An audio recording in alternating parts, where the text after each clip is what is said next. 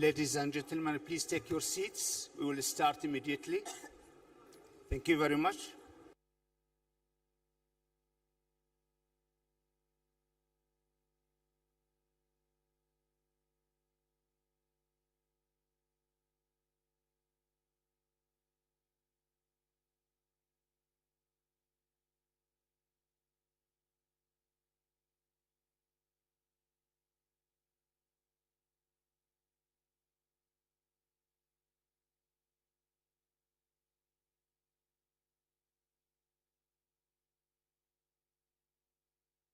Ladies and gentlemen, please take your seats. Let us start. Thank you very much.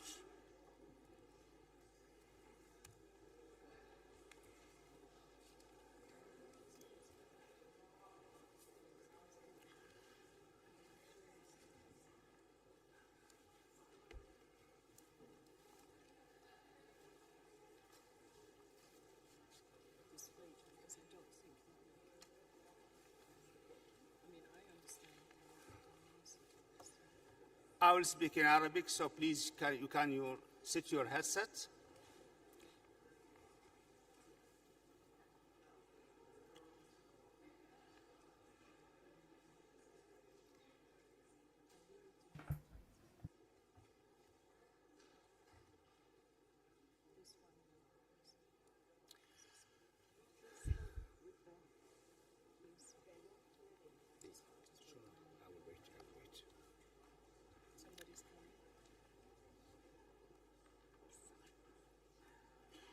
Ladies and gentlemen, please take your seats. Let us start. Delegates,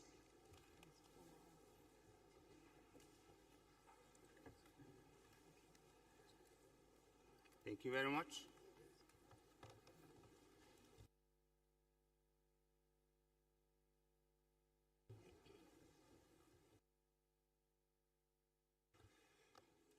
المندوبون الموقرون Distinguished السلام delegates, عليكم ورحمة may الله peace of God وبركاته fall وأسعد upon all of الله you, صباحكم and good morning to all of بكل you. خير. أود أن أبدأ هذا I الاجتماع would like to start this meeting وأن أرحب بكم and to جميعا welcome all of you في الاجتماع to the الخامس 35th والثلاثين meeting of the للأطراف parties to the Montreal في Protocol بروتوكول in Nairobi, مونتريال في نيروبي مقر the الأمانة. seat of the Secretariat. وأود أن أخص أيضا I بالترحيب would like also to السيدة welcome in particular أنجر أندرسون Mrs. المديرة Enger التنفيذية Anderson. لبرنامج الأمم UNEP المتحدة ED. للبيئة لوجودها معنا صباح هذا We اليوم. welcome her presence here وكذلك today. معالي I would السيدة like also روزليندا to سوران welcome تويا Dr. وزيرة Rosalinda البيئة Tuya, وتغير المناخ the Minister والغابات of في جمهورية Environment, كينيا Climate Change and لتواجدها Forestry معنا أيضا of the في Republic هذا of الصباح. Kenya. We welcome you all here this morning. قبل أن نبدأ Before we اجتماعنا start our meeting, سوف نستمتع بعرض we will be ثقافي pleased من خلال to راقصو watch قطط a سفاري cultural سفاري كاتس performance دانسرز. by Safari Cats وسنبدأ حالا. Dancers. أرجو من الفرقة. Yes, you can start, please.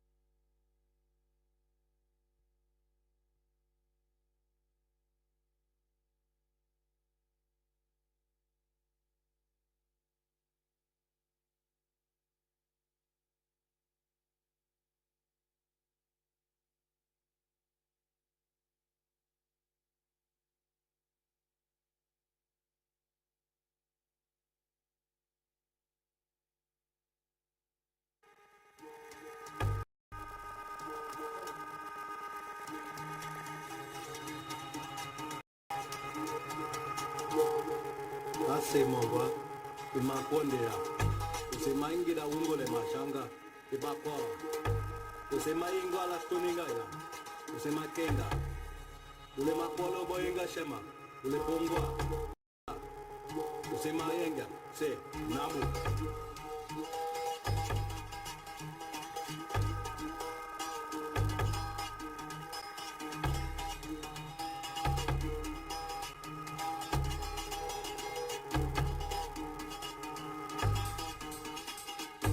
Se makwale, uni makwado shongo, makolobo, ilaba swenga, sing, nikau.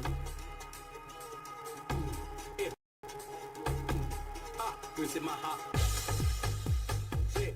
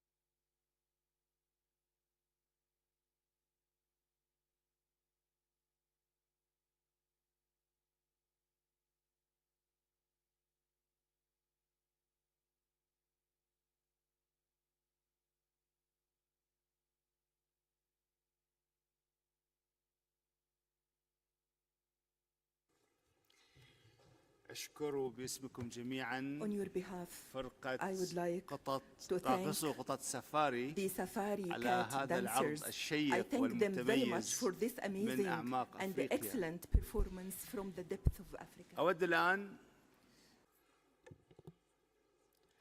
Excellencies, with the energy that we just saw displayed, I know that that same energy is amongst this group, the distinguished delegates to this MOP. And to Madam Minister Tuya, what a pleasure it is to have our host country present on the high podium. To all excellencies and friends, a warm welcome to Kenya, the home of the United Nations Environment Programme, the proud home here in beautiful Kenya since 1972. This 35th meeting of the parties to the Montreal Protocol is part of a growing emergence of Nairobi as an environmental hub, something we at UNEP are very proud of. A hub that unites action across the triple planetary crisis, that crisis of climate change, the crisis of nature and biodiversity loss, and the crisis of pollution and waste. And MOP35 here comes just on the heels of another important meeting that we held of the Convention on Biological Diversity just a week ago, 2 weeks ago, just before next month's negotiations that will be here on plastic at INC3, and right ahead of the 6th United Nations Environment Assembly, where we seek effective, inclusive, and sustainable multilateral actions across the triple planetary crisis. This Montreal Protocol is, of course, a hugely important part of this united action. In fact, this agreement has been a trailblazer for over 3 decades, as you well know. And as you know, the Montreal Protocol has protected human health and ecosystems by phasing out harmful ozone-depleting substances. And the protocol has delivered huge climate benefits, which we keep repeating in many places. And many of the substances were also greenhouse gases, and of course, ecosystems that this treaty has protected now today store carbon that would otherwise be in the atmosphere. So my thanks to all delegates and those who have gone before you over these 3 decades for all this hard work. I also would like to express my thanks to members of the assessment panel of the Montreal Protocol. Let me appreciate Paul Newman and John Pyle in particular, and the 2 SAP co-chairs for whom this is their last meeting, and Keishi Onishi, co-chair of the Medical and Chemicals Committee, who's also leaving. The 2022 Quadrennial Assessment Report, the reports the panel have produced, raised important emerging issues for the protocol to address, such as the increasing HFC-23, the very short-lived substances, and some CFCs in the atmosphere, and addressing the feedstock uses of controlled substances that are exempted from the controls. The significance of N2O as ozone-depleting substance not controlled by the protocol is also increasing. So these emerging issues demonstrate the importance of science, and they show how the Montreal Protocol delivers impact beyond its mandate. These findings, as well as the Montreal Protocol assessment process itself, are linked with important UNEP-led processes, such as the Global Environmental Outlook, or GEO7, an important UNEP assessment on the need for caution around geoengineering, and negotiations on the Science Policy Panel on Chemicals, Waste and Pollution. So the Montreal Protocol's assessment processes itself influences these other processes that are underway. So friends, you have indeed achieved much. And my distinguished friend and chair from Bahrain mentioned to me earlier that indeed the reason why this is so is because you are not just fellow travelers and negotiators, you've also created a community of family committed to the Montreal Protocol. And so as you have the day before you packed, there is a lot more to be done, and this we know. So please allow me to mention 3 out of the many challenges that I believe you can meet. I take that liberty, I haven't been given this podium. And the first issue that I believe you can meet is a decisive replenishment of the Montreal Protocol, multilateral fund. The funding estimate for the 24 to 26 triennium at $1 billion is the highest in history, and with good reason. These funds are needed to support action on phasing out hydrochlorofluorocarbons, as well as phasing down hydrofluorocarbons themselves, the latter of which is a central goal, as we all know, of the Kigali Amendment, and crucial to slowing climate change. I ask that you deliver a decisive decision on the issue of replenishment. My second ask should not come as a surprise. I ask for full ratification of the Kigali Amendment. A strong decision on funding will increase the confidence and bolster ratifications of the Kigali Amendment. And make no mistake, we are aiming for universal ratification, the power of which was demonstrated during the phase down of ozone-depleting substances. As of earlier this month, 43 nations still had not ratified Kigali Amendment. And regardless of what happens with this replenishment, I call on every nation that has not yet done so to close this critical gap by ratifying the amendment. And my third ask is to push hard on energy efficiency. We know where the world stands on climate change. Climate impacts are becoming more frequent, more intense, and more deadly every year, and it is often the very poorest or those who have contributed the very least to climate change who suffer the most. And at the same time, global efforts to cut greenhouse gas emissions under the Paris Agreement are still not strong enough. As a result, the Kigali Amendment is becoming ever more important. Yes, phasing down HFCs could avoid warming of up to 0.5 degrees by 2100, which would be a huge win. But you have the chance to double these benefits by taking advantage of the shift to new gases, to design cooling equipment that is more efficient in its energy usage. You held a workshop on this issue prior to this COP, and you discussed how this is not just about slowing climate change. You clearly indicated that it is about the need to increase the availability of and the access to affordable and sustainable cooling, all the more important as the world will heat up, so that we can protect vulnerable communities against intense heat and reduce food losses across the value chain in developing countries. So I ask you to seize this opportunity with both hands. I would also like to draw your attention to the Global Cooling Pledge, which is being championed by the United Arab Emirates and will feature at COP28. This pledge intends to raise the ambition through targets on reducing cooling-related emissions, improving energy efficiency alongside the HFC phase-down, and increasing access to sustainable cooling. Achieving the pledge's target would cut emissions by approximately 78 million tons of CO2 equivalent between 2022 and 2050, and thereby improving the lives of hundreds of millions of people and realize, frankly, huge financial savings for governments. So it should be a self-evident step up. UNEP is supporting this pledge through the Cool Coalition, and as such, I ask everyone to consider joining the pledge and mobilizing your peers to do so on the road to COP28.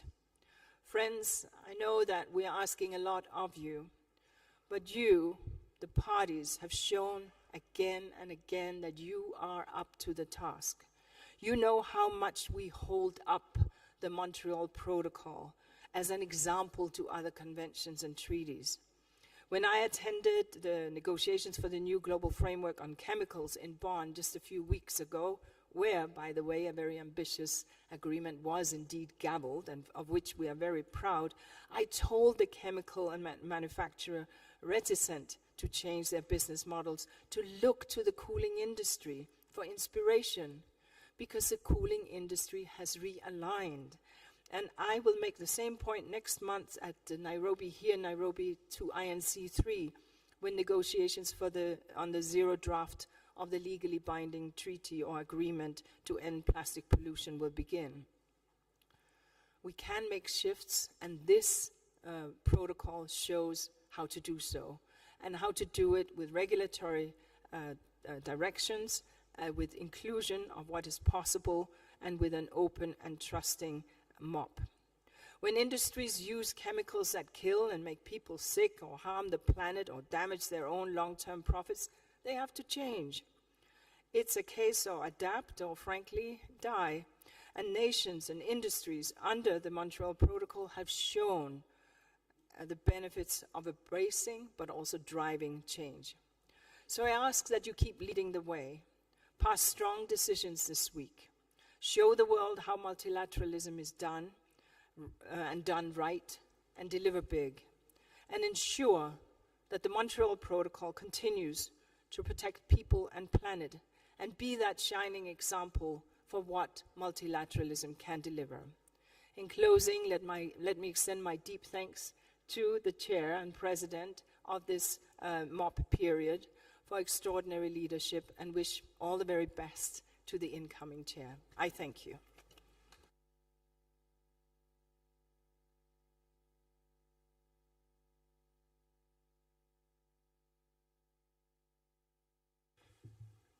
أشكر المديرة التنفيذية السيدة إنجر أندرسون على خطابها المتميز وحث الأطراف على تذكر مطالبها الرئيسية. شرفنا الآن أن ندعو معالي الوزيرة السيدة روزليندا سوبان تويا وزيرة البيئة وتغير المناخ والغابات في جمهورية كينيا لمخاطبة هذه الجلسة. معالي الوزيرة لك النص. Minister of Environment, Climate Change and Forestry of the Republic of Kenya, to address this meeting. Honourable Minister, you have the floor. Excellency Hassan Mubarak, President of the 34th meeting of parties, Honourable Excellency Ministers, my sister Inga Anderson, the UNEP Executive Director, Excellencies Ambassadors and High Commissioners, distinguished delegates, ladies and gentlemen, good morning. I would like to welcome you all to Nairobi, Kenya, and also congratulate the Safari Cats. They didn't they do a splendid performance?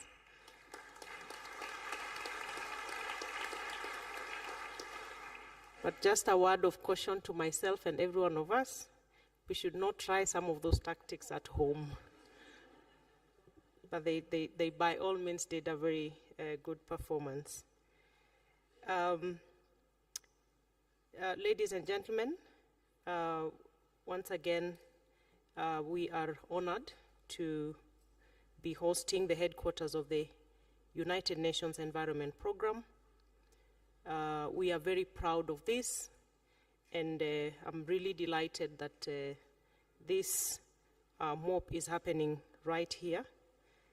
UNEP being the only UN headquarters in the Global South, and also proud that we are host to the Ozone Secretariat, and we continue to support the efforts pushed by the Executive Director, that we continue to support UNEP to make it a solid hub for all environmental initiatives in the globe over.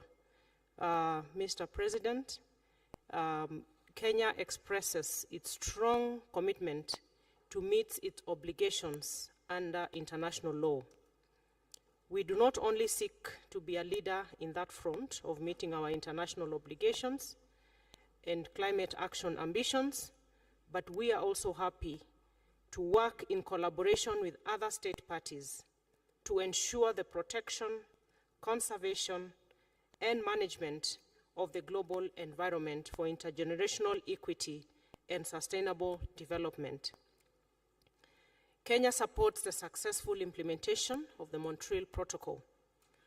I am happy to announce that Kenya has ratified the Kigali Amendment, being the 153rd party to ratify the amendment, which enters into force on 21st December. Kigali Amendment to the Montreal Protocol is in line with our efforts to support the Paris Agreement. And I would, at this point, like to encourage those parties that have not yet ratified the Kigali Amendment to do so as soon as is practicable to help the globe meet the aspirations of the protocol. We are all aware that the Kigali Amendment was adopted for the gradual reduction in the consumption and production of hydrofluorocarbons.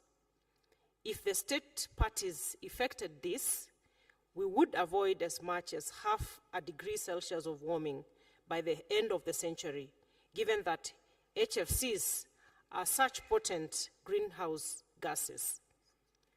Kenya has put in place strategies that would assist in addressing issues of HFCs. And as part of the strategies to face down HFCs with high global warming potentials, the ministry that I head, the Ministry of Environment, Climate Change and Forestry, in collaboration with the United Nations Environment Programme, Compliance Assistance Programme, and GIZ Proclima of the German government, with funding from the government of France, has so far trained 200 customs officers and over 1,000 refrigeration and air conditioning technicians on control measures of ozone-depleting substances, imports and exports, and safe use of hydrocarbons and other natural refrigerants as substitutes to HFCs, respectively. Ladies and gentlemen, time is not on our side to tame global warming. The COVID-19 pandemic slowed our responses and interventions with regard to actions and activities that would protect the ozone layer. We need to make progress in this meeting of parties, given it is the second meeting of the parties to be held in person after the COVID-19 pandemic. The pandemic brought a lot of challenges in almost all sectors of life, including economic, social, health, among others. And now that it has come under control, I hope that there are lessons learned to be able to do better in future to avoid potential negative impacts from such occurrences. In this regard, the issues that I hope that we can agree on as state parties during this session include decisions around the levels of replenishment of the multilateral fund that assists developing countries to implement their obligations under the Montreal Protocol. I'm also hoping that we shall be able to arrive at concrete strategies on the impact, to assess the impact of COVID-19, which has affected the baseline consumption of hydrofluorocarbons, substances controlled under the Kigali Amendment. I'm also hopeful that discussions here will center around destruction technologies for controlled substances, as well as energy efficiency technologies and the need for stoppage of dumping of obsolete technologies. Mr. President, ladies and gentlemen, as a country, we have also made comprehensive progress in phasing out the ozone-depleting substances in most applications. We have continuously undertaken awareness and capacity building programs for the large, medium, and small-scale enterprises on alternatives to ODS, in particular hydrochlorofluorocarbons. This is in line with Kenya's belief in multilateralism, and that the implementation of the protocol, together with its well-established funding mechanisms and cooperation among parties, the healing of the ozone layer will be achieved within the set time frame. You may recall that while adjusting the Montreal Protocol to accelerate the phase-out of HCFCs, the meeting of parties decided to encourage the use of low global warming potential substitutes. This was done to reduce the penetration and consumption of HFCs as substitutes to HCFCs, as well as emphasize energy-efficient alternatives. However, some of the most important aspects that are of concern to Kenya and other developing countries include reliable, available, energy-saving, affordable, and accessibility to ozone-friendly alternatives that are also climate-friendly. These concerns are informed by the fact that Kenya has in the past experienced natural disasters linked to climate change. The consequences of climate change are so alive to our populace, since we have lost not only lives, but livelihoods as well. It is for these national reasons, if not for our global obligations, that our government seeks mutual agreement and consensus with the global community to adopt ozone-friendly technologies as well as climate-friendly alternatives. Kenya believes that acknowledging synergies with other multilateral environment agreements that address challenges posed by alternatives to ozone-depleting substances would strengthen the Montreal Protocol. Kenya has taken proactive steps to implement the controlled substances regulations, which have been reviewed to encompass HFCs. It is important to mention that we have also developed and launched the National Cooling Action Plan, as urged by the United Nations Secretary General during the World Ozone Day commemoration on 16 September 2019. The objective, as we all know, of the action plan is to enhance access to sustainable cooling as a climate action intervention. You are also all aware that cooling is one of the biggest contributors to global warming, and it uses refrigerants that are controlled by the protocol. Thus, there is a great need to target reducing emissions, improving energy efficiency, and climate-friendly actions to cooling. And I am glad that this would be there will be an important opportunity in the upcoming COP28 to advance these discussions. As I conclude, we are aware as a country that financial assistance to Article 5 parties has contributed to the successful implementation of the Montreal Protocol.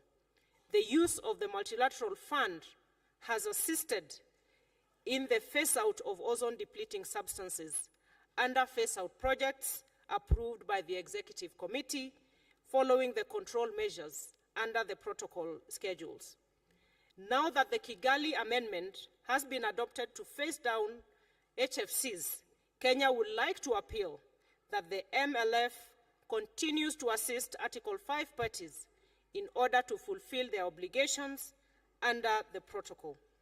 Mr. President, ladies and gentlemen, with these remarks, I would once again like to thank all the delegates and the Ozone Secretariat for a very well-organized 35th meeting of the parties of the Montreal Protocol. And I wish you the very best in the remaining deliberations.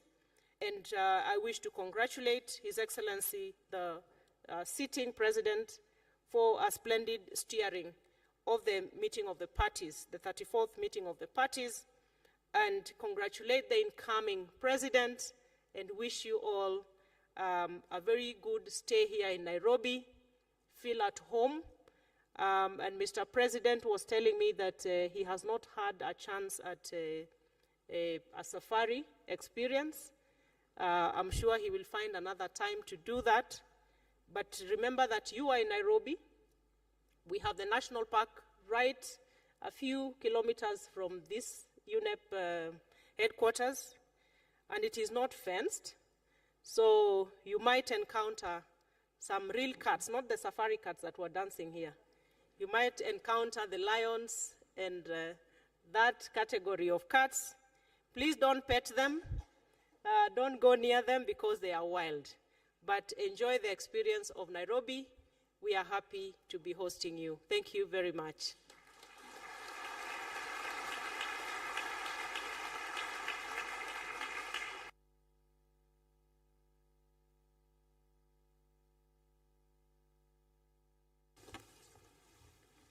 شكرا لمعالي الوزيرة على هذه الكلمة القيمة Thank you, Minister, so very much وعلى كل الجهود التي تبذلها كينيا بنيابة عن جميع الوفود. أود أن أشكر حكومة كينيا وشعبها على جميع التسهيلات التي قدمت للمشاركين لحضور هذا المؤتمر والاجتماع الهام. الآن اسمحوا لي باعتباري الرئيس المنتهي ولايته لاجتماع الأطراف أن أقدم بعض الملاحظات.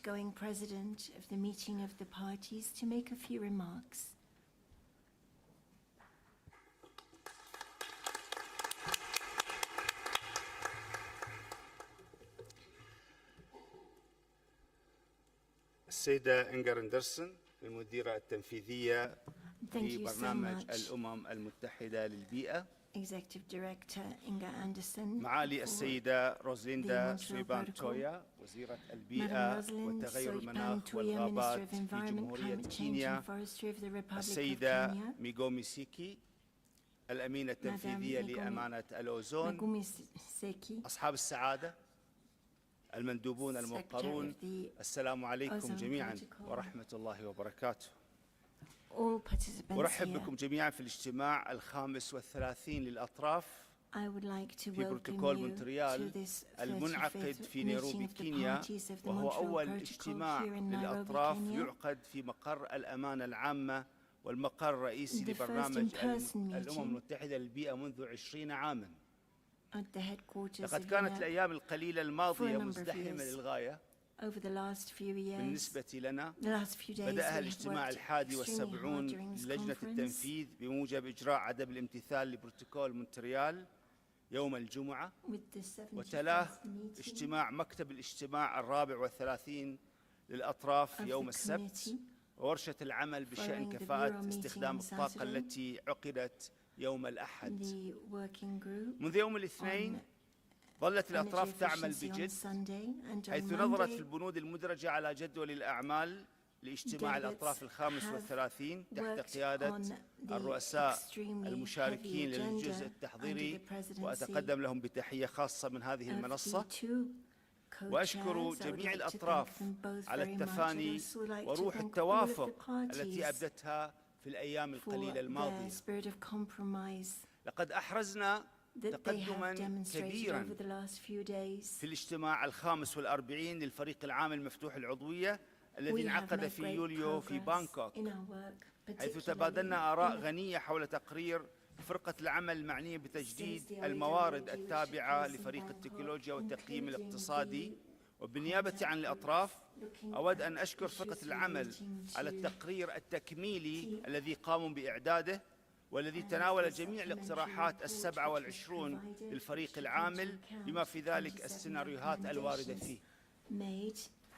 في بانكوك تعمقنا في تقارير التقييم الرباعية السنوات لعام 2022، حيث بحثت الأطراف 5 قضايا محددة تمت مناقشتها تحت عنوان أي قضايا أخرى.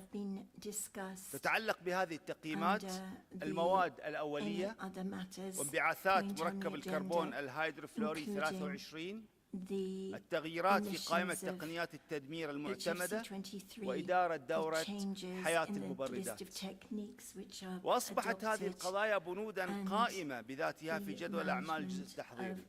بالنظر في الرسائل الرئيسية للتقييمات التي تجري كل 4 سنوات، بدأت الأطراف في مناقشة مجالات التركيز المحتمل لتقييم 2026 لضمان استمرار التقييم في العمل كركيزة مهمة في عملية صنع القرار في البروتوكول، مما يؤدي إلى استمرار نجاح البروتوكول.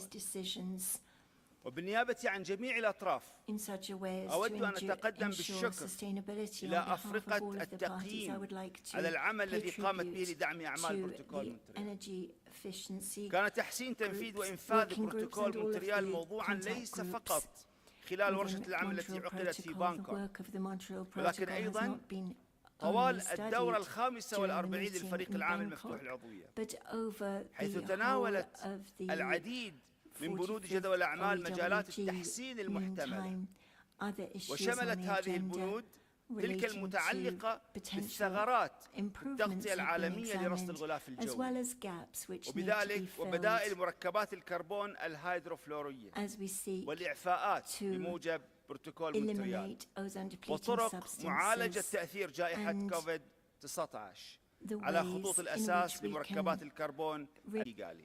to ويمكن meet ملاحظة with أن the الأطراف commitments of the Montreal كانت Protocol. We تعمل can بجد observe بين that the الفريق العام parties المفتوح have العضوية worked الخامس والأربعين extremely hard واجتماع الأطراف in الخامس the والثلاثين open من خلال ended الآراء working التي group تم التعبير and the عنها حتى MOP الآن خلال الجزء 35 التحضيري، وعدد أوراق غرف working العمل from the CRBs التي ideas that تم came تقديمها out منذ of بدء the اجتماع previous الأطراف meeting الخامس in والثلاثين، Bangkok, and the وأشكر large الأطراف quantity على of عملهم الجاد documentation وتفانيهم. that we have before us. حيث I would like أننا to encourage you once سيداتي again سادتي أصحاب and to السعادة thank you for the قد great وصلنا work لليوم achieved so الرابع far. Ladies من and اجتماع gentlemen, we've الأطراف come to the الخامس fourth day والثلاثين. of our meeting, أشعر MOP معكم 35.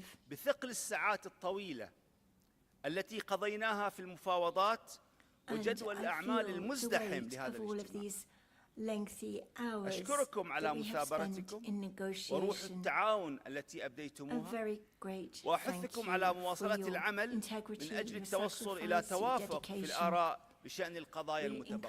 encourage you بعد مرور عام to continue منذ with the اجتماع work الأطراف that is الرابع still والثلاثين outstanding. و7 أعوام منذ اعتماد تعديل كيغالي، As President صادقت MOP 34 after the 155 Kigali دولة Amendment طرفا في adoption, بروتوكول مونتريال على التعديل، 155 وما زال states أمامنا have ratified 43 دولة أخرى. the Kigali وأكرر Amendment. دعوتي إلى There are الأطراف only في 43 بروتوكول مونتريال states parties which التي have لم not تصادق yet بعد على تعديل كيغالي ratified أن the تعمل Kigali على Amendment, المصادقة and we ودعم would like to الجهود encourage them الجارية to do so. لتنفيذ أحكام التعديل.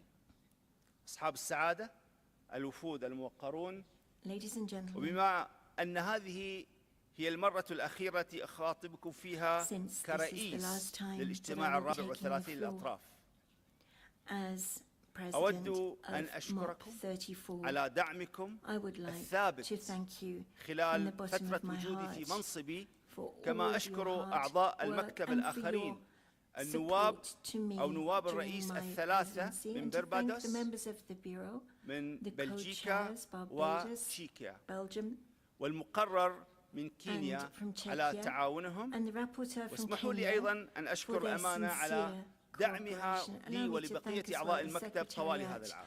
for their وفي ختام constant كلمتي support. يسعدني throughout. تسليم مسؤولية قيادة هذا الاجتماع In الهام conclusion, إلى it's a الرئيس great honor الجديد for me الذي سيتم انتخابه قريبا، واسمحوا لي أن أتمنى لكم نتائج مثمرة وأن أقدم دعمي لما تبقى من أعمال hand الاجتماع. over والسلام عليكم the ورحمة الله responsibility to the new وبركاته. president. Thank you very much. May the peace of God be with you. Thank you.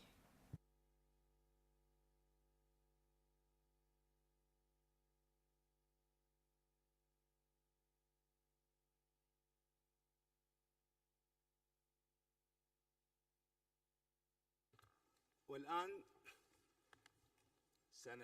سأعطي الفرصة للسيدة أنجر ومعالي الوزيرة لمغادرة I will الجلسة now give لإتمام the أعمال floor جدول the الأعمال. شكرا opportunity جزيلا to لحضوركم.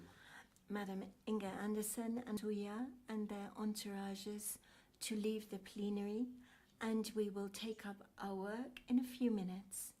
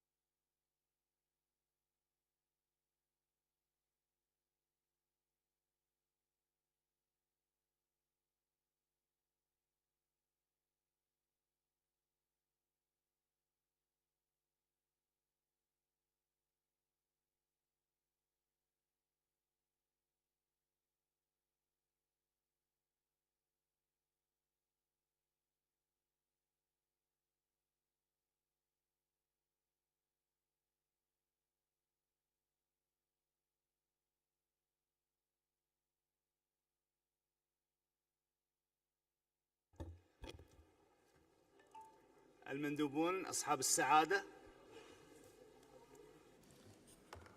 Ladies and gentlemen, أرجو الجلوس في مقاعدكم. Please have your seat, Your I would like Excellencies, you to once again take ladies your and seats. gentlemen, delegates. Please take your seats.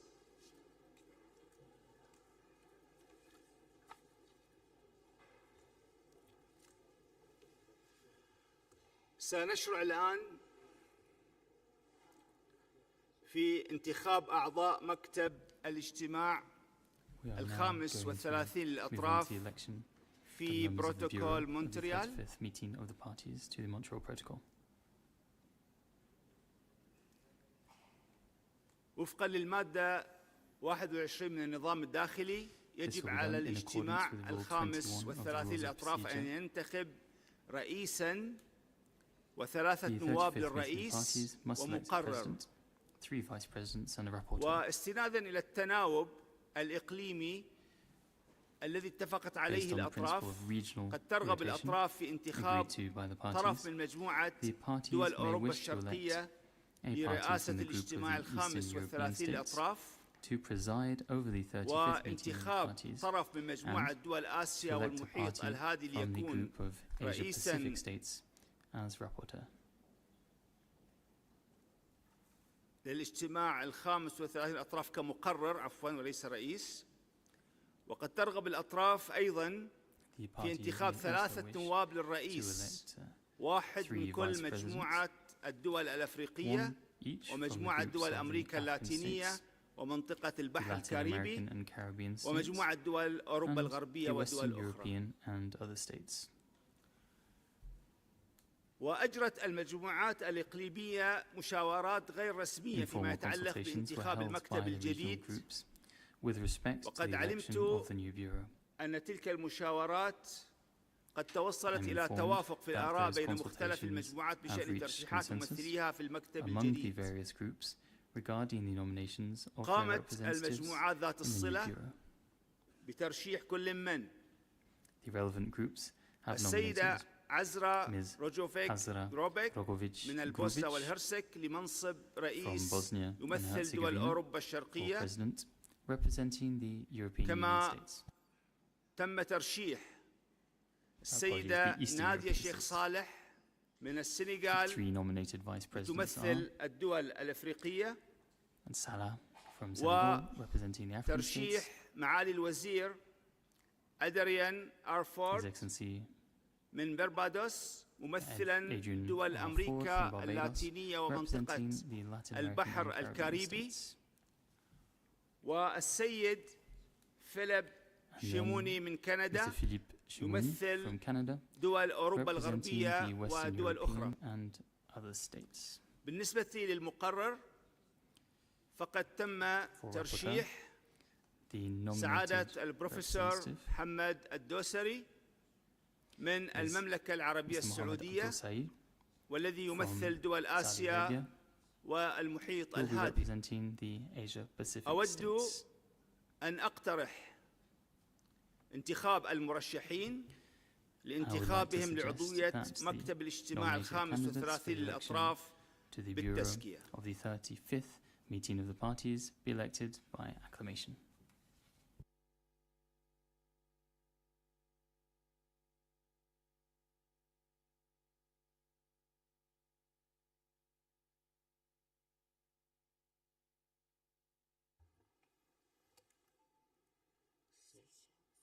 سيلشيس، هل ترغب بأخذ الكلمة أم بالخطأ تم ضغط الزر؟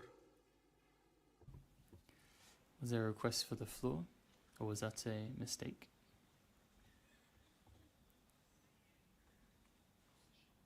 Seychelles, did you ask for the floor? سيلشيس، تم ضغط الزر، هل هو بالخطأ؟ إن كان بالخطأ فأرجو Sorry, it was a إزالته. mistake. Seychelles, did you ask for the floor? No, really, it was a mistake. Okay, thank you very much. Who pressed it? إذن لا أرى اعتراض على المرشحين، I therefore see no وبذلك objections سوف أعتمد to these الترشيح. nominated candidates. شكرا جزيلا. Therefore, they're approved, and we move forward with the bureau elected. يشرفني الآن قبل أن أسلم الرئاسة It is now إلى my honor زميلتي العزيزة السيدة عزرا أن أشكركم مرة أخرى على كل before الدعم passing on the والثقة presidency to التي my colleague حظيت to really بهما thank you for all of your من support, قبلكم خلال for all هذا of your العام trust. خلال ترأسي الاجتماع الرابع والثلاثين. It's been a great honor to أشكركم work during جزيل all these الشكر years as وأدعو president السيدة of عزرا the 34th meeting of the لاستلام party to the منصبها Montreal الجديد. Protocol. شكرا لكم. I will now officially invite the incoming presidents to join me at the podium to take up their functions.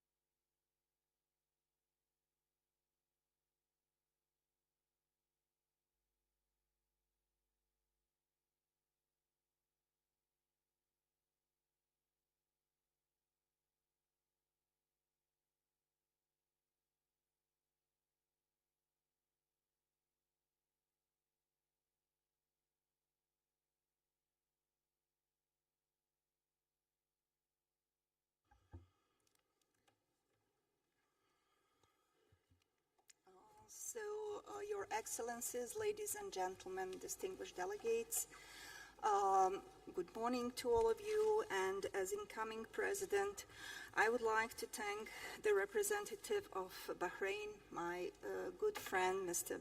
Hassan Mubarak, as the outgoing President for his great service to the parties as a President of MOP34, and to thank all parties for the trust and confidence you have shown by electing me as a President of this meeting. I will count on your support and cooperation throughout the meeting. I would like also to thank to UNAPOSON Secretariat for the great organization of this meeting, and also to Government of Kenya for excellent hospitality. Would like to thank to Her Excellency Rosalind Saipan Tuya and Ms. Inger Anderson for their inspiring and encouraging messages. Now we had Spain asking for the floor, but is it Spain, do you want to have floor? We had at certain moment shown that you are asking for the floor. No. Okay. Thank you very much. And now we will proceed to the agenda item 2B, which is adoption of the agenda of the high-level segment of the 35th meeting of the parties of Montreal Protocol. We have already completed agenda item 1 on opening the meeting, as well as item 2A on election of officers. I would like to proceed with agenda item 2B, adoption of the agenda. I invite meeting to turn to the provisional agenda for the high-level segment contained in section 2 of document Pro 35/1. Before we adopt this agenda, I would like to draw your attention to agenda item 8 on other matters. If there are any other matters that parties would like to discuss during the high-level segment, I would request that they be raised now. So now is the moment if any party wish to raise issue under agenda item 8, other matters.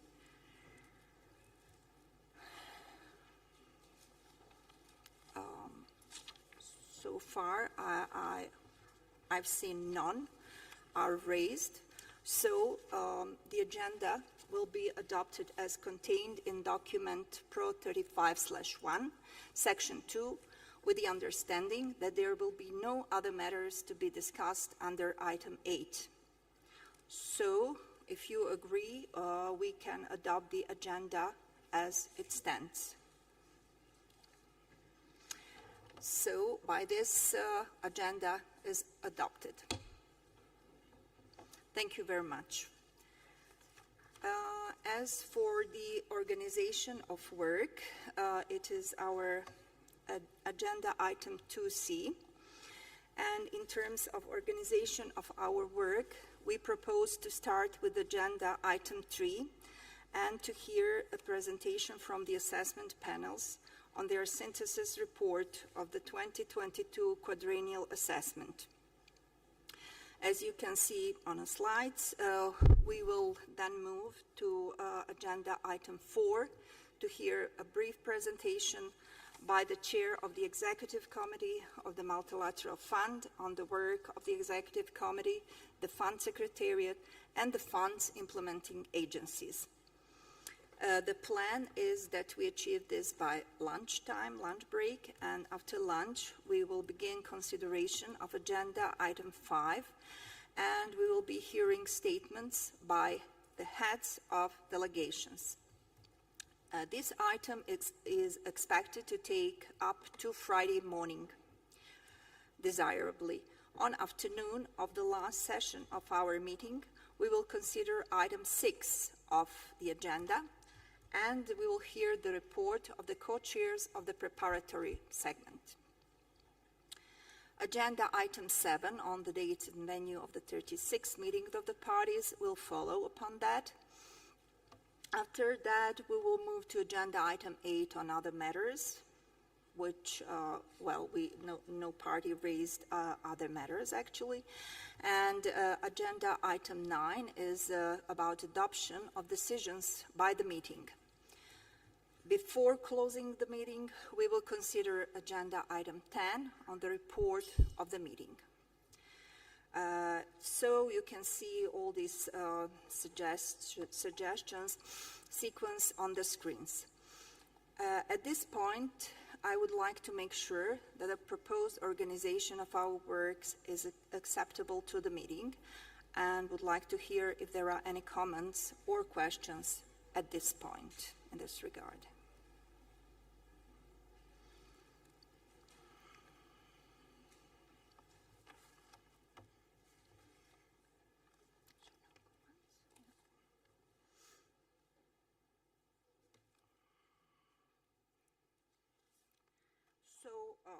Since it seems that this is acceptable way forward to all parties, and therefore I would like to draw your attention to agenda item 5 on statements by the heads of delegation. And as noted on the first day of the preparatory segment of the meeting on Monday, the Secretariat has been compiling the list of speakers based on requests by parties to make statements. We will go through the list based on first request, first speak, with understanding that ministers will be given priority. In that regard, and in order to be fair to all delegations, it will be imperative that statements will be limited to 5 minutes maximum. So please, 5 minutes maximum. I'm afraid that if statements go on for longer than this time limit, I will be in difficult position of having to interrupt and urge the speakers to finish up. But as by our tradition, I'm sure that we will make it each speaker within 5 minutes. And I would like to apologize in advance for any such intervention, because we simply want to ensure that all delegations that wish to speak, to make statements, can do so. If your delegation has not yet registered on the list of speakers and still wish to speak, I would request that you contact Ms. Jacqueline Nyanjui, the help desk, just outside this hall. Ms. Jackie is compiling the list of speakers, and if you have a written statement, please give her a hard copy of the statements or send the statement to her by email so that your statement can be shared with interpreters ahead of its delivery. Electronic copies of the statements will also be posted on the meeting portal, as usual. I would like to note that a preparatory segment of the meeting has not completed its work. As a result, some contact groups will at times be working in parallel with high-level segment. So it may be necessary for us to suspend the high-level segment at certain points to allow the preparatory segment to finalize its work. So I count on your patience and understanding in these instances. So with this, let us now move to the next item on the agenda, which is agenda item 2D, related to credentials of representatives. At this point, again, would ask all delegations who have not yet submitted their credentials to submit them to Ms. Jacqueline Nyanjui of the Ozone Secretariat at the help desk as soon as possible.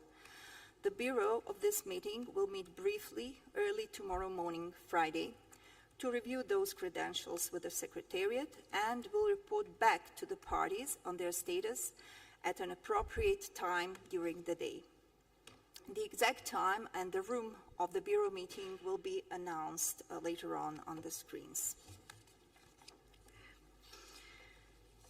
So, once again, I would like to urge those parties that have not submitted yet the credentials, please submit them to Ms. Jacqueline Nyanjui of the Ozone Secretariat as soon as possible.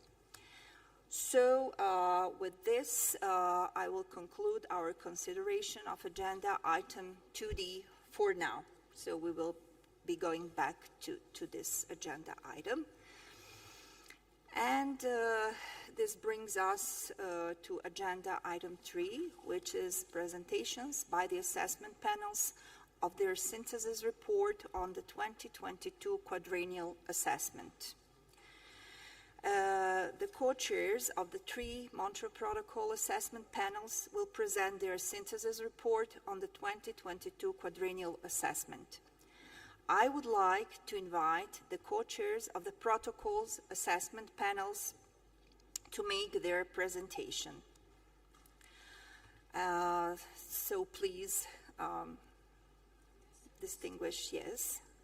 And while they are getting ready to take the floor on behalf of all parties, I would really like to thank the assessment panels for their role in the protocol's implementation process and for the excellent reports they produce to enable the parties to take informed decisions. After the co-chair's presentation, we should be able to have a question and answer session. And yeah, let's wait for the co-chairs. In which order they will speak?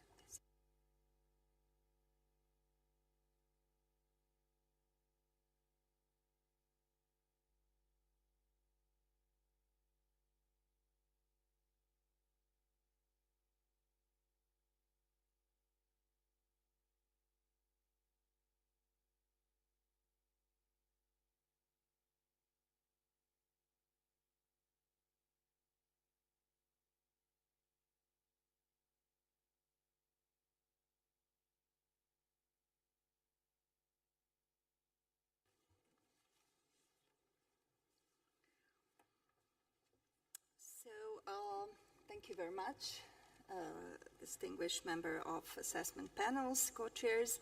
I would like now to turn the floor over to you, and first we will have the reporting by SAP. So, the floor is yours.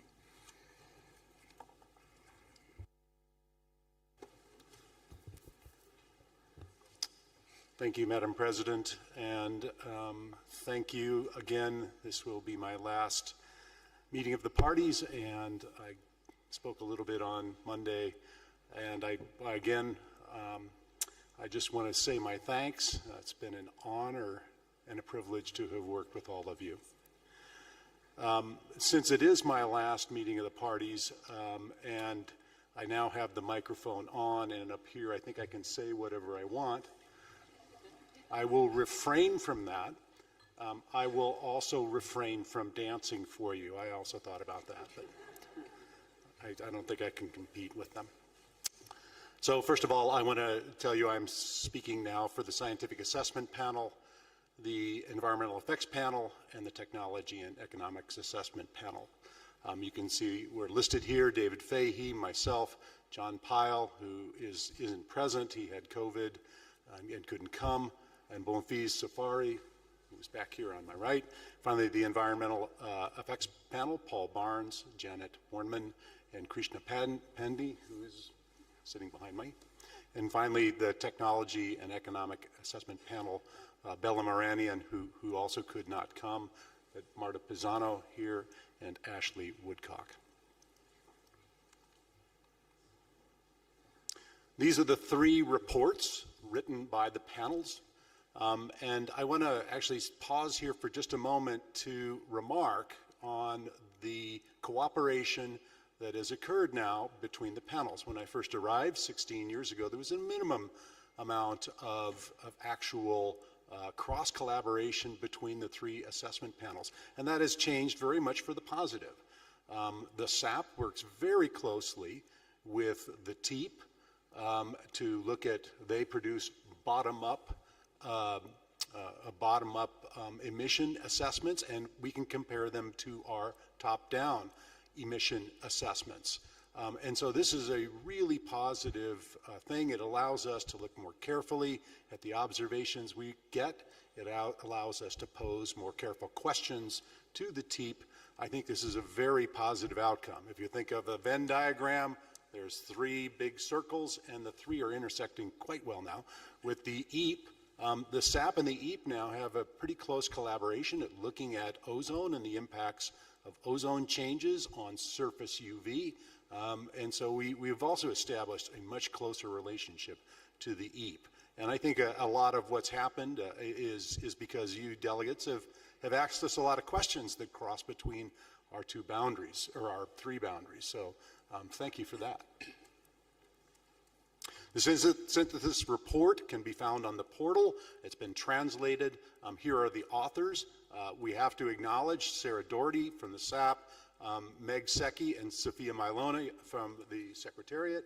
Meg is on my left, and I think Sophia is around here somewhere, so thanks to them for that. But we also have to acknowledge huge teams of people. There are a couple of hundred scientists who help the SAP. The TEEP and all of its talks are critical. The EAP and all the scientists behind the EAP are also. Without their help, we couldn't have composed these 3 reports. So let me launch into a few principal lessons here, a few principal findings. First of all, actions under the Montreal Protocol support the continued progress in consumer, commercial, industrial, agriculture, medical, and military sectors. ODSs, ozone-depleting substances, are no longer used in many applications worldwide. This is a remarkable thing. Actions taken under the Montreal Protocol have continued to decrease atmospheric abundances of ODSs and advance the recovery of stratospheric ozone. Just to show you this is a picture or a plot taken from the executive summary of the SAP report and included in the synthesis report. Total emissions, which is the top panel there. You can see the dates on the bottom running from the left to the right. From 1960 to the present and to the year 2100, you can see that emissions have drastically fallen from the peaks that we saw in the late 1980s. So total emissions have gone down quite a bit, and they continue to decline.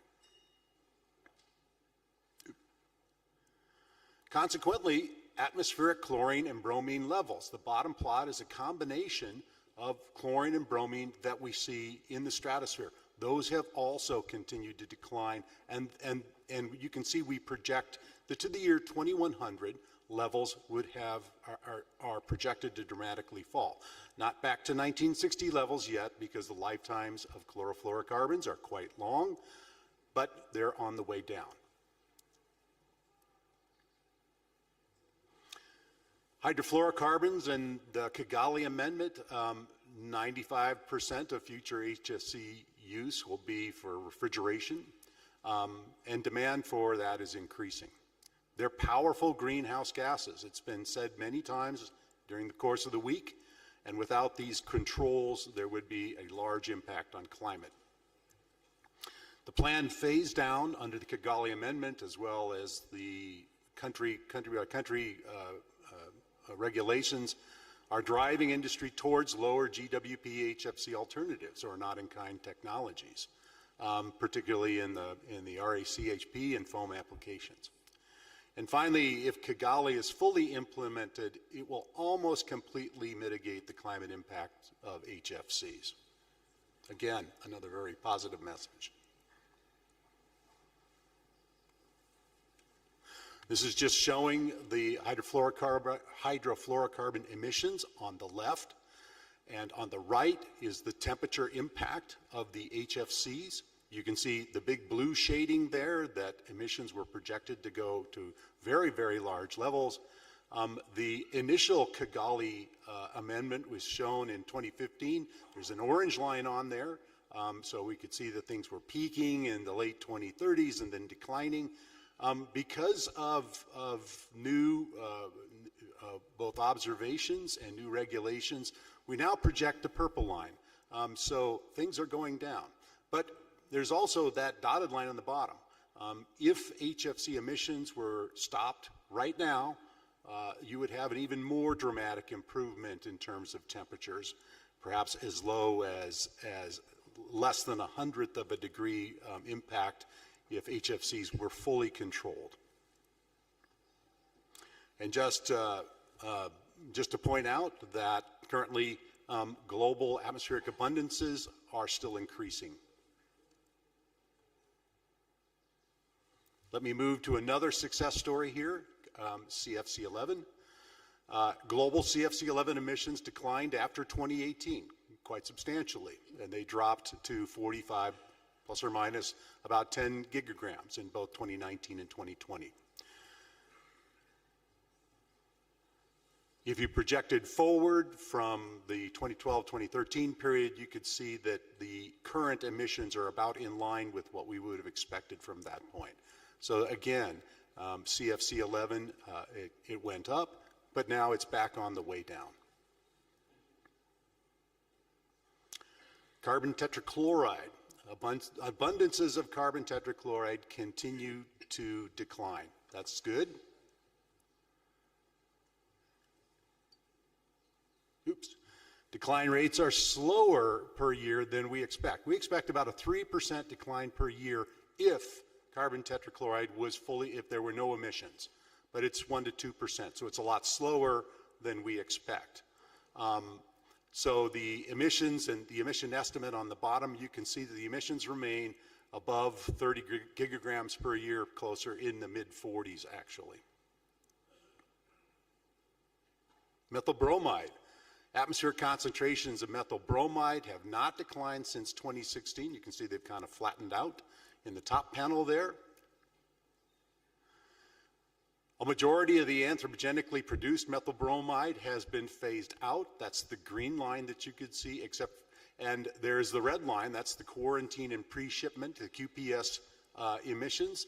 So natural emissions are now the dominant source, but the reported QPS consumption of about 10,000 tons has been stable for more than 2 decades. So there still is room to control methyl bromide. Around 40% of that QPS could be phased out with non-methyl bromide alternatives. And if Ian Porter is still in the room, he owes me a beer for having said that. Oops. Sorry. I talked about emissions. I talked about the levels of chlorine in the stratosphere. That's the upper panel, and you can see they're going down. The lower panel shows the recovery of ozone. This is a global average, almost global average, from 60 south to 60 north. So the recovery of ozone is in progress. You can see our model projection in a black line there, and then the actual observations in purple on that bottom panel. The projections are the three lines you see on the right side. The blue line is if you had strong greenhouse gas controls. The orange line is more moderate, and the red line is pretty much a business as usual. If CO2, methane, N2O continue to increase, you will get a stronger response of ozone. So the recovery of ozone is highly dependent on these greenhouse gases. And there's really a lot of concern now about how climate change will impact levels of tropical total column ozone. Stratospheric ozone depletion and climate change are linked issues. The recovery and increases in greenhouse gases will be key to the future Southern Hemisphere climate change. The global and middle upper stratosphere is cooling at a rate of about 0.6 Kelvin or 0.6 Celsius per decade, and that is driven by changing carbon dioxide and stratospheric ozone. So temperatures are cooling in the upper stratosphere and quite substantially. Greenhouse gases and the effect of ozone recovery will have opposing effects on temperature and the circulation in the future.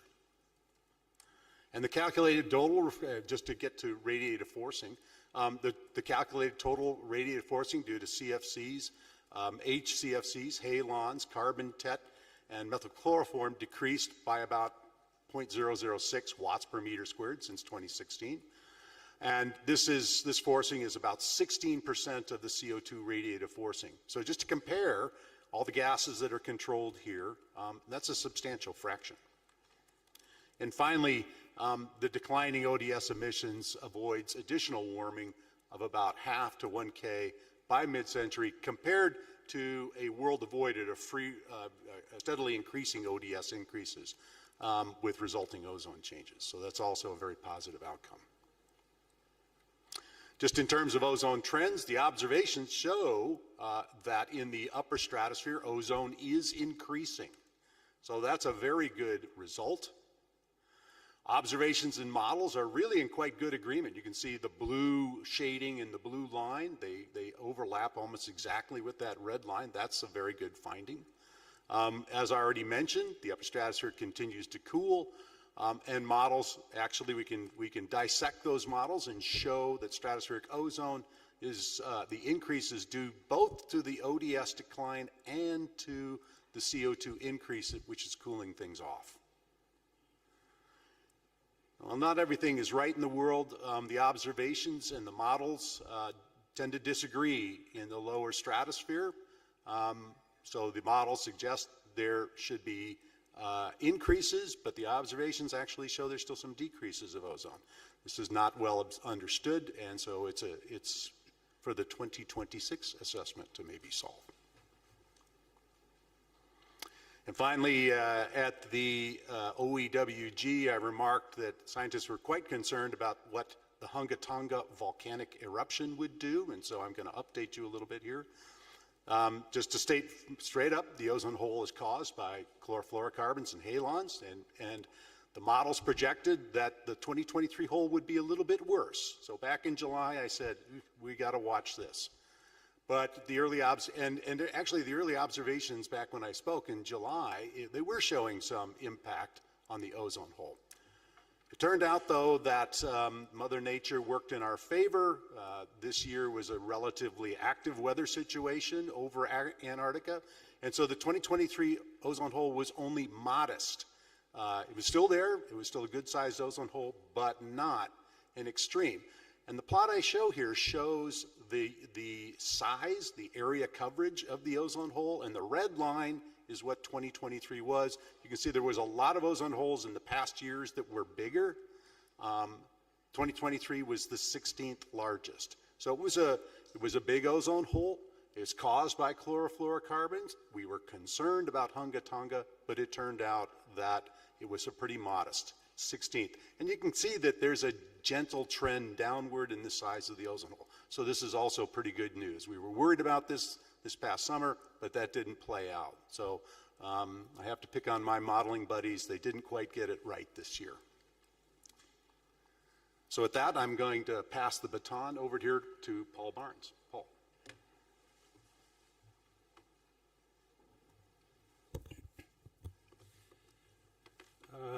Thank you, Paul. I want to just point out that Paul and I share a first name, but I'm not Paul's replacement, and I don't have Paul's charisma and communication skills, so just bear with me here. But anyway, I want to give you just some highlights from EAP's findings, so I'm speaking on behalf of my other co-chairs and panel members.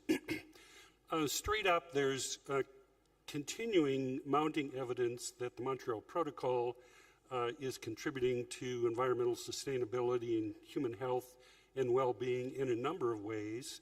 And with respect to the UN Sustainable Development Goals, the Montreal Protocol, as we've assessed it, are really contributing to targets in quite a number of these SDGs, particularly in the areas of climate change, human health, air and water quality, contaminants and pollution, biodiversity and ecosystems, and food production and security.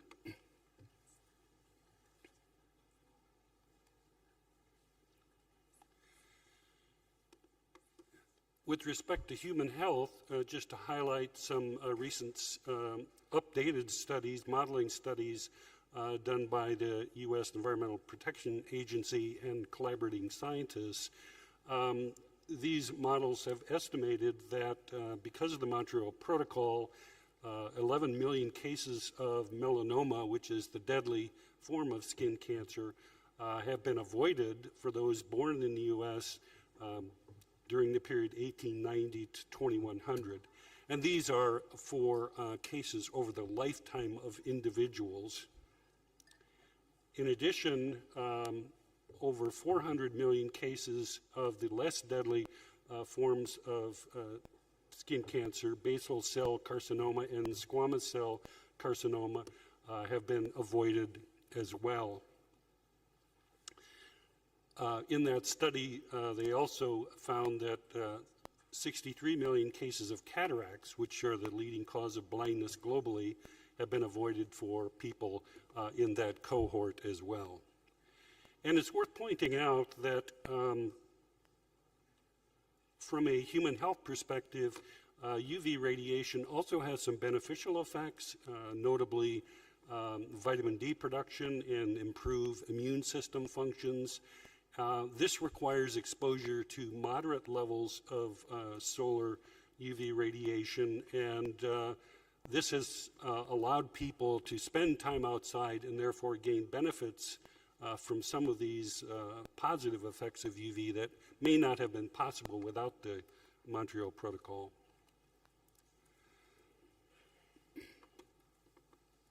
In terms of solar UV and climate benefits, as Paul noted, because of the effect of the Montreal Protocol and protecting the ozone layer, we have avoided large increases in surface solar ultraviolet B radiation. Those increases would have been highest in the polar regions, where models suggest that by 2065, the UV index at midsummer in Antarctic and the Antarctic would have been 33 compared to a normal 3. So a tenfold increase in UV index that would have occurred without the Montreal Protocol. And another benefit that is a result of some modeling studies that showed that with these really high UV levels that would have occurred without the Montreal Protocol, this would have had significant negative effects on plants, and in particular, the ability of plants to absorb carbon dioxide through the process of photosynthesis. This would have in turn had the effect of increasing carbon dioxide levels in the atmosphere, which would have further contributed to surface warming on the order of a half to a full degree C by the end of the century.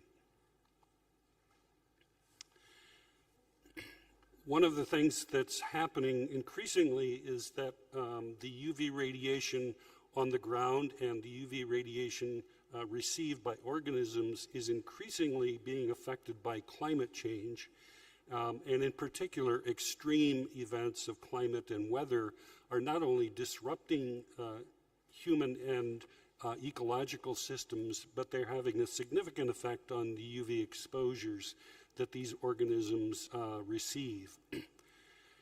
There's a growing concern about the production and the accumulation of plastic waste in the environment, and we know that solar ultraviolet radiation is a primary driver of the breakdown and degradation of plastics. This degradation, coupled with the physical breakdown of products, leads to the production of microplastics in the environment, which are increasing in many cases.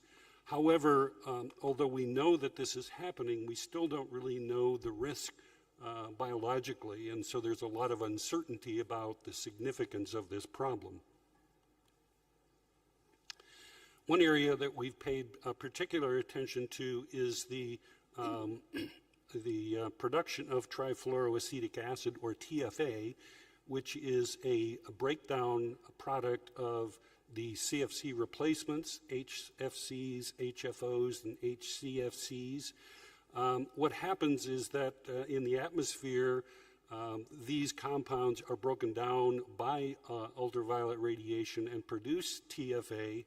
TFA is soluble in water, and so it is in rainwater that precipitates and accumulates on land and in the oceans. The concern is that TFA is very persistent and potentially toxic to organisms. The source of TFA is, as we indicated, these replacement chemicals, but that's not the only source of TFA. There are other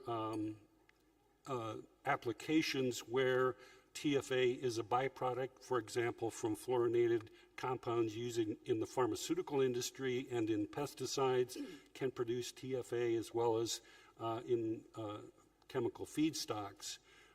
The amount of TFA from those sources is highly uncertain. Once TFA is formed, it in the atmosphere, it occurs in rainwater, and once on land, it forms salts with alkali metals, particular sodium, potassium, and calcium. And in this form, it does accumulate, but it's very unreactive in this form. And if ingested by animals, it's easily excreted. Therefore, it doesn't bioaccumulate like certain toxins. The one exception might be plants, where it can accumulate over time. So these TFA salts do not accumulate in the food chain. It's expected that TFA in the atmosphere will increase due to the increased use of HFOs and HCFOs for cooling purposes.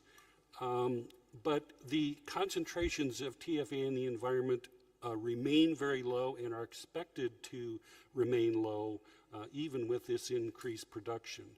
And the concentrations are far, far, far below the levels that would have toxic effect on organisms.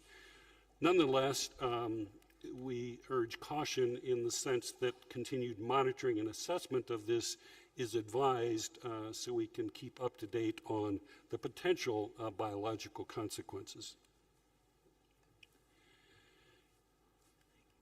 We recognize that there are a number of challenges as a panel that we face in trying to assess the interactive effects of changes in solar UVA radiation with climate on human health, food security, ecosystem health, and biodiversity.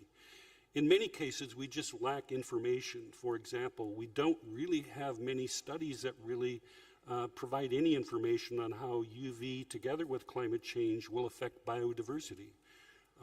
We don't have a lot of good information on how UV, combined with all of these other things that are changing simultaneously with climate change, like drought, like high temperatures and those sorts of things, how those things all together affect the environment.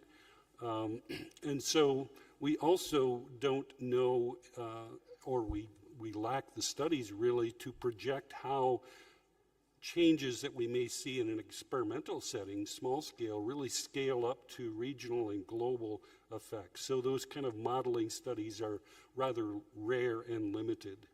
So how things will play out in the future are really unknown, and that limits our ability to really come up with robust assessments on how these changes will play out in the future. So with that, I'll turn it over to Martin. Thank you, Paul. It gives me great pleasure to present some key messages from the TEEP. As you will see, we cover a variety of sectors, but as the other panel co-chairs have explained, we do keep a very close communication, ensuring that our work is well integrated. I'll first refer to the foam sector and fire protection. From foam blowing agents, the key message is that transitions to zeros and depleting potential and low global warming potential foam blowing agent alternatives to HCFCs continue to progress. With respect to fire protection, halons continue to be needed for enduring uses, for example, oil and gas, nuclear power plants, military, civil aviation, the last of which is growing. Halon supply beyond 2030 is potentially compromised, with halon emissions higher than previously predicted. Referring to chemical substances, this is a wide group of substances. CFCs have been phased out worldwide. That is excellent news. HCFC 22 phase-out is complete in non-A5 parties and progressing well in A5 parties. Regarding feedstock, HCFC feedstock use is increasing. CTC feedstock is increasing due to HFO production. Manufacture of HCFC 22 generates high GWP HFC 23 as a byproduct. We have been speaking about that this week. Emissions are greater than 0.1% that would be expected with implemented controls. Manufacture of semiconductors, electronics, magnesium, all of these use high GWP HFCs. Controls can reduce HFC emissions.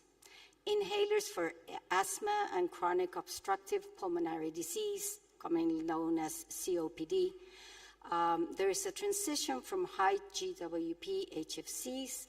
This is well underway, but is a major undertaking with serious potential public health risks.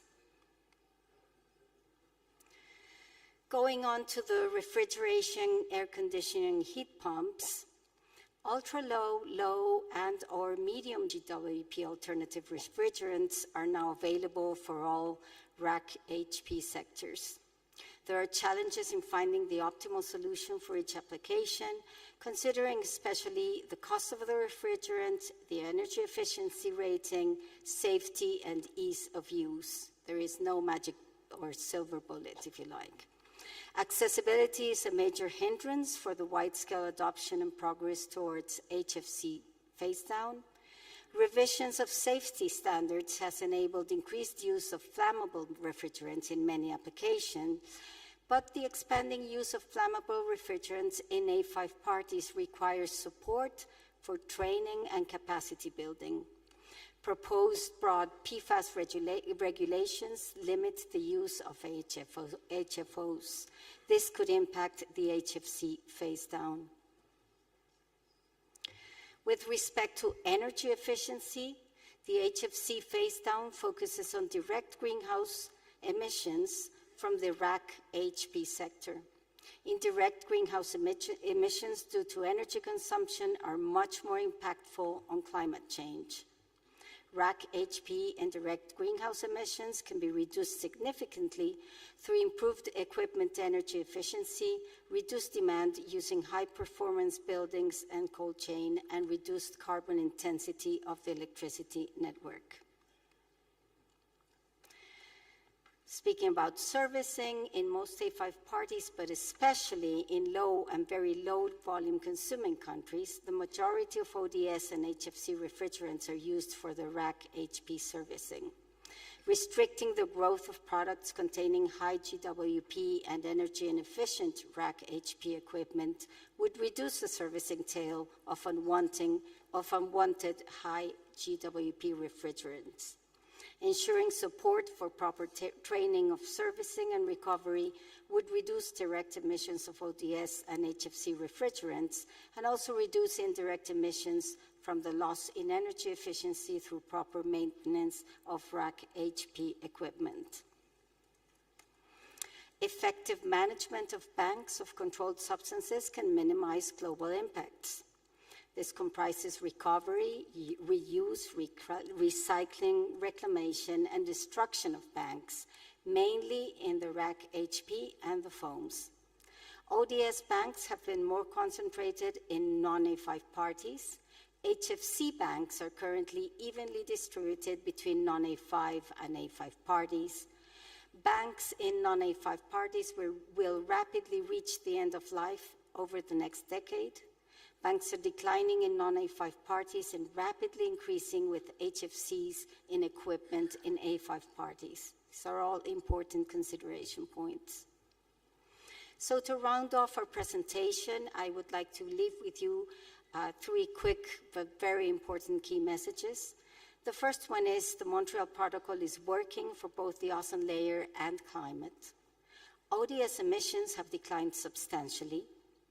And the third one, accessibility and implementation of HFC alternatives in A5 parties will be critical for further progress.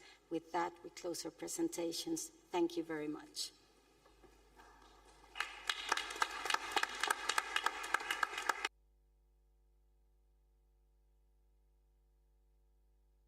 Okay. Thank you very much.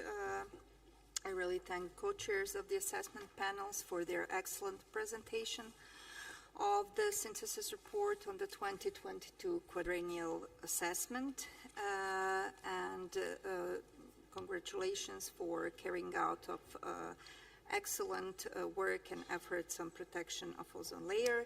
I'm glad that we could hear good news and success stories that ODS emissions are declining, and we also could hear about how Montreal Protocol is contributing to climate, that the ozone layer is recovering, but still it's pretty much in function of GHG concentration. And yeah, we also have seen how Montreal Protocol is contributing to different SDGs. So these are really some great news, but we also know and we are aware about remaining challenges ahead of us. And I would like to open the floor for a short session of questions and answers. So the floor is open for the parties for questions to the distinguished co-chairs of the assessment panels.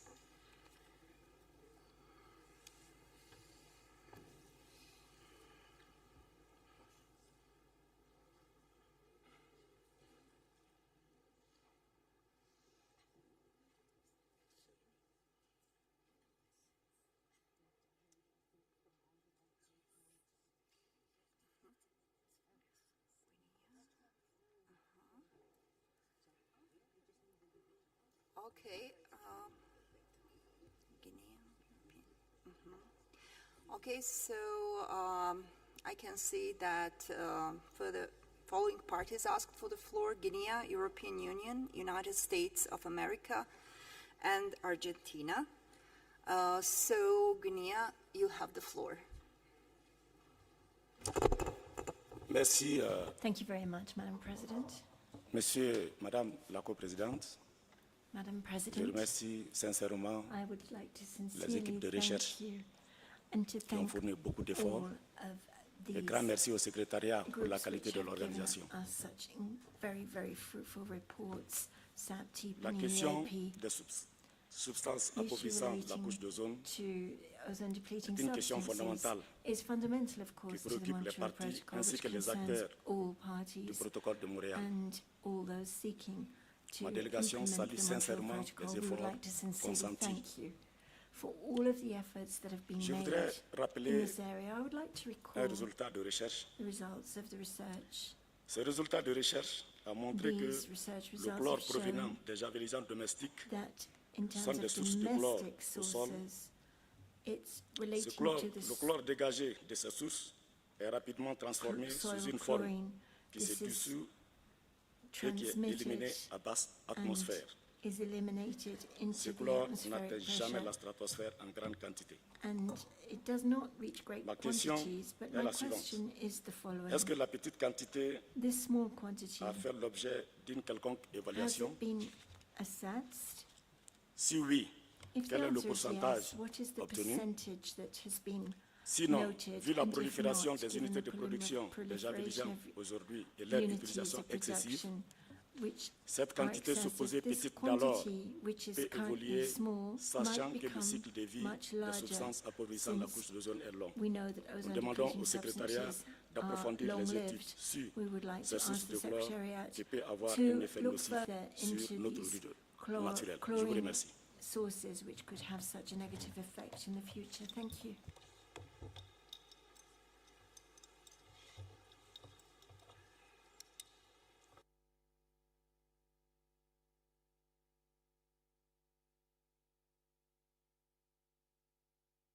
Okay, thank you, Guinea, for asking your question. And now I will give the floor to European Union.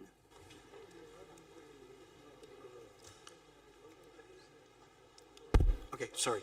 Thank you, Madam President, and congratulations with your nomination. Looking forward to work with you in the coming days and year. The EU thanks the assessment panels for the comprehensive assessment and huge amount of work carried out.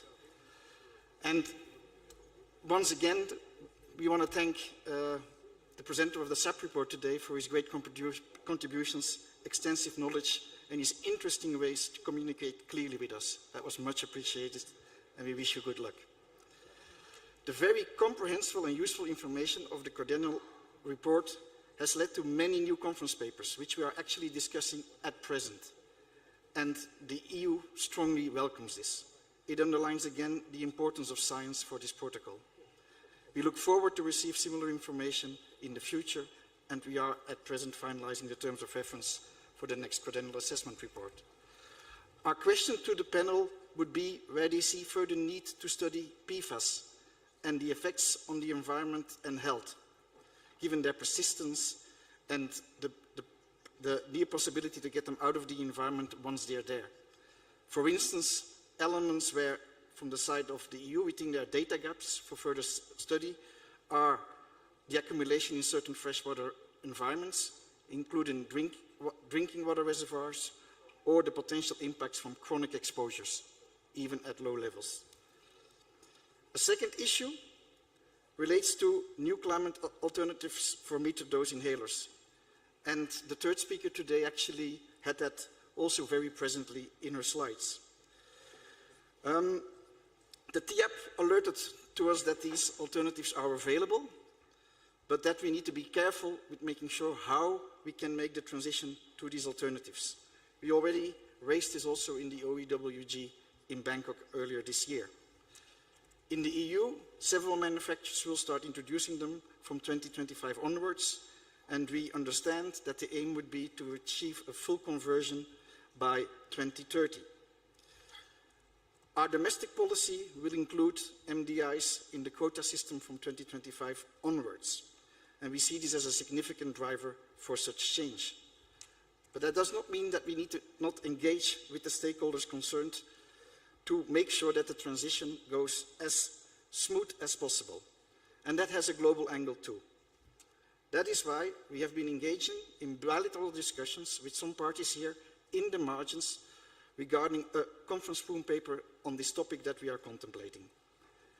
Based on what the assessment panel reports tell us, and in particular the TIAP, we see issues that such a CRP could address are how to coordinate between national environmental and health authorities on MDI propellants alternatives, as well as effective approval processes for new MDI propellants with low global warming potential. to liaise with companies producing MDIs, to encourage them to seek approval for MDIs with the new propellants, and to engage with medical agencies to reach out to their counterparts in other countries to facilitate approval processes. Given the limited time available to us here in Nairobi and the many issues we already were discussing, as well as the need for parties to be able to consult on this issue with the relevant players at the national level, we have decided not to introduce the CRP during the preparatory segment this year. We would have, however, like to ask the Secretariat to include this item on the agenda of the OEWG next year so that we can discuss this important issue with all parties in detail. Thank you.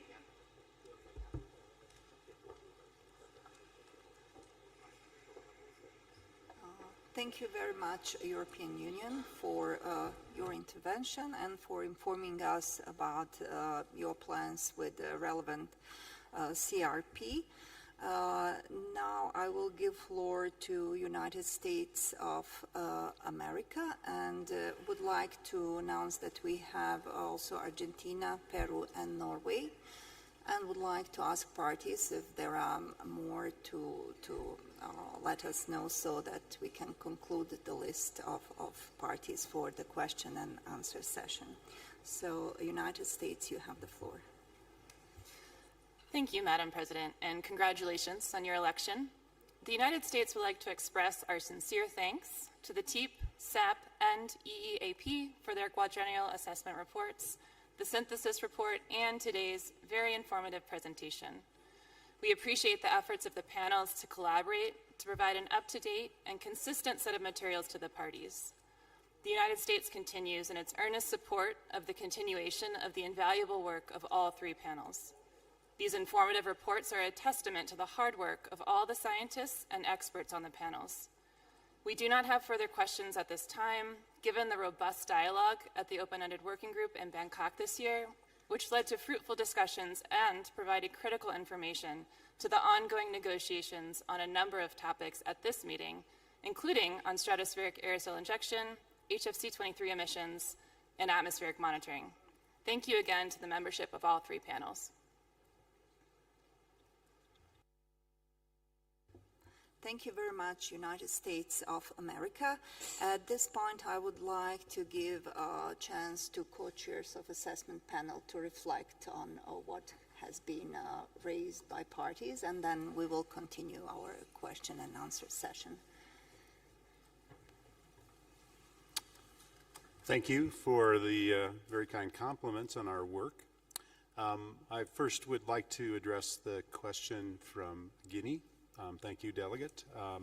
And it was about concerning surface emissions of chlorine and bromine compounds. And I can give a quick answer that there are emissions of natural compounds from soils and from biological processes in the ocean, in particular methyl chloride, bromoform, and dibromomethane.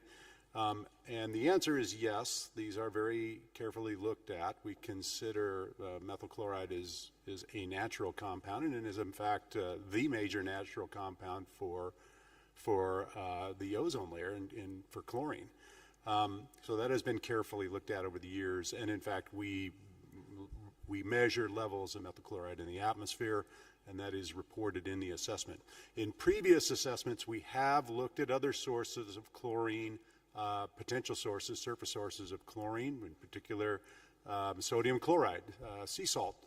But sea salt is very water soluble, and you don't really see it very high above the Earth's surface. And in measurements that we've made at very high altitudes, you really do not see sodium chloride. So if anybody asks you about, you know, is my swimming pool with chlorine in it causing ozone depletion, the answer is no.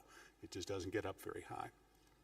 Also, the bromine compounds that are emitted from the surface, we've looked at those very carefully. A third thing is volcanic eruptions and what HCl they might possibly put into the stratosphere. That's also very, very carefully looked at. So I hope that answers your question.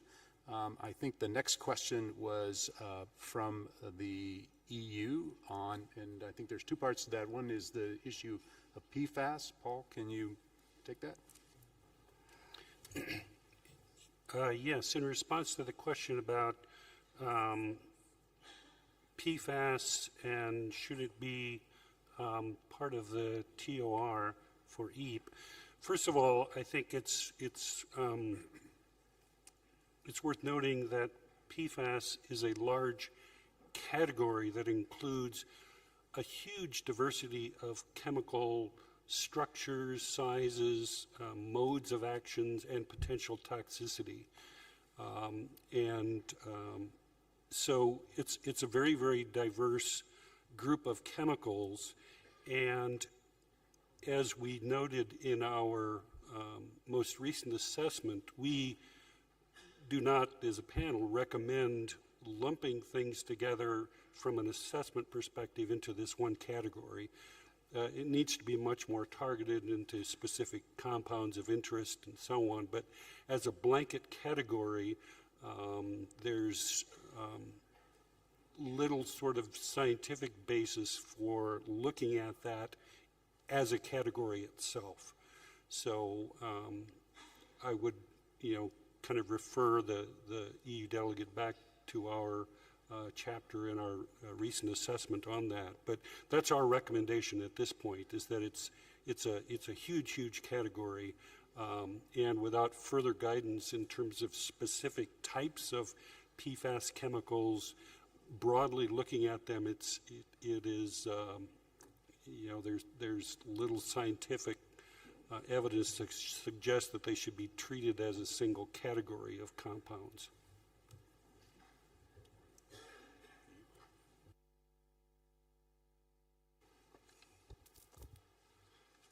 Thanks very much, and thank you very much to the European Union for the question on MDIs. So you might say, why are we so interested in MDIs? I'm interested because on Monday I'll be in my clinic with patients taking them. That's pretty important. And we are in a partnership with patients, and let me tell you, the patients are absolutely focused on the environmental impact of their MDIs. So when I say that 70–80% of all inhalers are blue inhalers that people use to relieve their asthma, I'm not sure you're aware, but one of those inhalers is equivalent in carbon footprint terms to 300 kilometers in a family car. So it is not trivial. In the United Kingdom, the inhalers are something like 14% of the entire National Health Service footprint for direct patient care. And so we should be doing something about this, and therefore we should look at the alternatives. There are not in-kind alternatives to MDIs, powder inhalers, which are satisfactory for many patients and available now. If you say to patients, would you like to switch? 80% of patients would say they would like to switch, providing the inhalers suitable for them, on environmental grounds. So then we come to the conversion from the current hydrofluorocarbon 134A to the new proposed propellants, and there are two. There's an HFO, and I think the majority of the companies are looking at 152A, which has something like 10% of the carbon footprint of the current inhalers. So a number of companies are moving forward. The logistics of the supply chain is tricky for a number of reasons. First, there's a single company that supplies almost all manufacturers of MDIs in the whole world with pharmaceutical grade regulated 134A. So by accident or catastrophe, there could be a supply chain issue, and switching over from one to the other is complex. That's why we say we need to keep an eye on this, because there could be public health issues if we didn't watch this conversion carefully. Two companies, I think, have said that they will have the first MDIs regulated for use and on sale in 2025. I think that's very optimistic. It may be true, but it's optimistic, and it's likely to be a bit slower for me. But when I tell you that we have to have a broader view that takes also developed and developing countries into account, There are now 60 pharmaceutical manufacturers in the world who will need to switch over their inhalers, or because they won't be able to get the current propellant, or stop manufacturing. So there'll be some rationalization here. It's possible that the costs of inhalers will go up.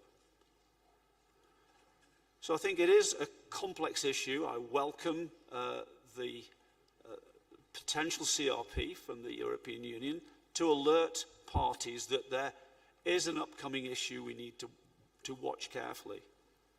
If you remember last time when we phased out CFCs, I thought it might take 2 or 3 years. I was superbly optimistic. I think it took 20 years to phase out CFCs from inhalers. But it is an important issue. We mustn't adversely affect patient health. It has to be a win-win for the environment and for the patients. Thanks very much.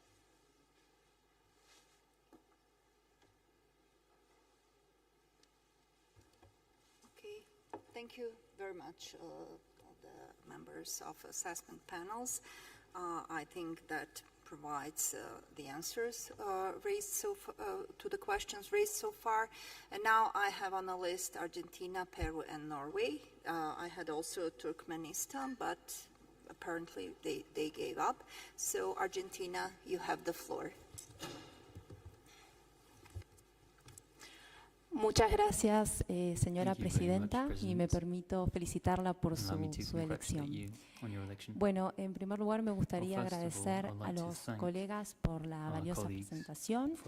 Argentina tiene una consulta específica y es la siguiente. Quisiéramos saber si se encuentra planificado para los próximos reportes efectuar una evaluación concreta del impacto que podría tener esta cautela que los diferentes paneles solicitan acerca del HFO en relación a los PFA. Y la consulta está relacionada por un asunto, un aspecto, un problema en realidad, que muchos países de Latinoamérica ya hemos expresado durante las últimas reuniones de las partes, y en particular esta delegación también lo ha hecho durante la 45ª reunión del Grupo de Trabajo de Composición Abierta de las Partes del Protocolo de Montreal, relativo a los problemas de abastecimiento que enfrentamos respecto a las alternativas que incluso han llevado a nuestro país al borde del incumplimiento y a enfrentar una reducción en el financiamiento durante la última reunión del Comité Ejecutivo en los fondos de la etapa 2 por un exceso en la meta de consumo fijada en un acuerdo de eliminación anticipada de HCFC con el Fondo Multilateral. Por todas estas cuestiones que mencionamos, por lo menos para esta delegación sería muy importante que en los próximos reportes se incluya un estudio específico respecto a lo que mencioné en el primer caso. Gracias. Thank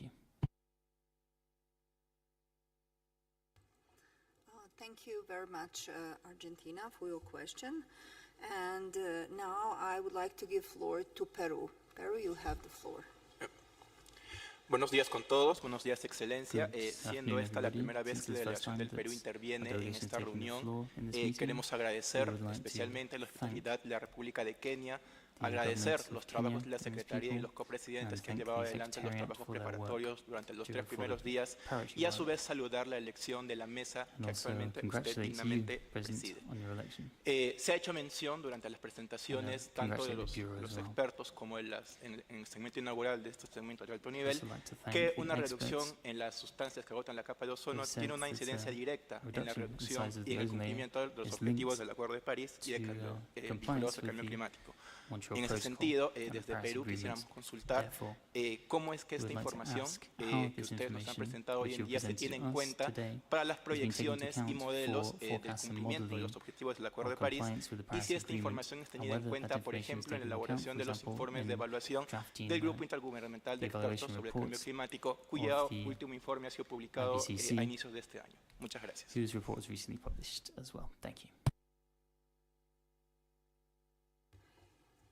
Thank you very much, Peru, for your question. And I have Norway, so Norway, you have the floor. Thank you, Madam President, and congratulations with your nomination. We thank the three experts panels for their clear presentation and efforts in compiling in the synthesis report the great amount of information that they have been providing us during the course of this year. Among the several issues that our experts choose to highlight in their synthesis report, we would like to emphasize a couple of them. The first issue we want to highlight is related to exempted uses. We see a clear pattern that exempted uses under the Montreal Protocol, such as feedstock uses or methyl bromide for quarantine and shipment uses, bring major challenges to this body. We are concerned that the achievements and success of the Montreal Protocol that has been pursued through targeted actions for phasing out controlled substances will soon fall in the shadow of a problem that we have let grow bigger and bigger during the last decade. We believe it is timely to ask ourselves what we are really doing here and how we can take back on track a situation that seems to be out of control. Every party and stakeholder should take responsible choices, and we use the use of alternatives that are available and accessible in all sectors and applications where controlled substances are used, even where those are exempted under the Montreal Protocol. Regarding feedstock uses and generation of byproducts during chemical processes, there is enough evidence in the literature that the challenge is huge. Even facilities in countries with the most stringent control measures seems to have emissions of several CFC and HFC that go under the radar, below the radar. That is demonstrating the complex and tremendous task in front of us. We encourage parties to get together and find appropriate solutions to strengthen the regime for monitoring, reporting and verifying productions, emissions and consumption data under which the Montreal Protocol operates. We cannot afford to wait another assessment report in 4 years from now, showing us that we failed to tackle the major challenge of industrial emissions. Turning to the second issue that we would like to highlight. As we just heard, TFA is a breakdown product of several HFC, HFO, HCFOs, and others, and the formation of TFA in the atmosphere is expected to increase in the coming decades due to increased use of HFOs and HCFOs. Although we do not know all possible environmental or health effects of these substances, we know more than enough to be very concerned. TFA is one of the PFAS substances, also called forever chemicals, meaning that once it is released into the environment, it will not go away. There is mounting evidence from recent studies that the concentration of TFA in fresh waters, drinking water, as well as in tree leaves, have considerably increased over the last decades. This should be a matter of great concern. The Montreal Protocol is succeeding in phasing out the ozone-depleting substances, and we are well on our way to phasing down HFCs, contributing to the efforts globally to limit global warming. We have concerns that while transitioning away from HFCs, we create a new environmental problem. We think that it is timely that we as parties should carefully assess the consequences of which alternative to HFC that we choose to transition away, and tackle all environmental and climate effects in a broad context into consideration. We should do our utmost to use alternatives where possible in order to minimize the release of those substances into the environment at the extent possible. Several countries around the world have recently taken initiative to closer assess which option would be the best suitable for managing the risks associated to those forever chemicals. We would like to point out that it is important that our expert panels continue to inform us about how those regulatory developments could affect and challenge different areas of work under the Montreal Protocol. Thank you, Madam President. Thank you very much, Norway, for expressing your position and concerns. And at this point, I would like to give a floor to co-chairs of the assessment panels to reflect on the issues raised by Argentina, Peru, and Norway. And if any other party wish to take a floor for the questions, I'm calling because we have to close the list of speakers.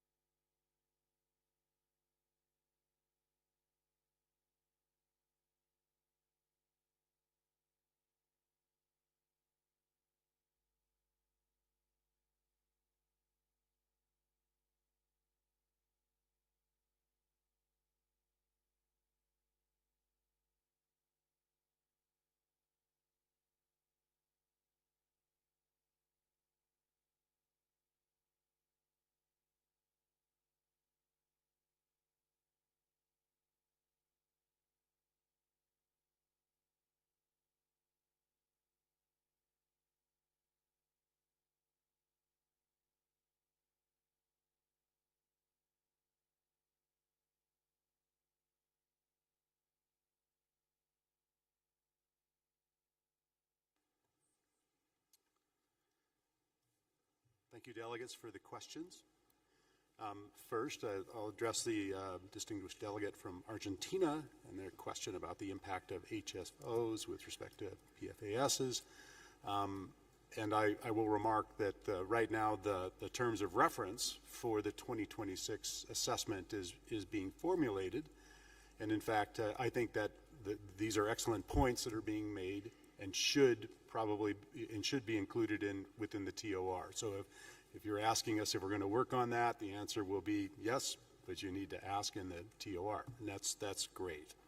So I hope that answers that question.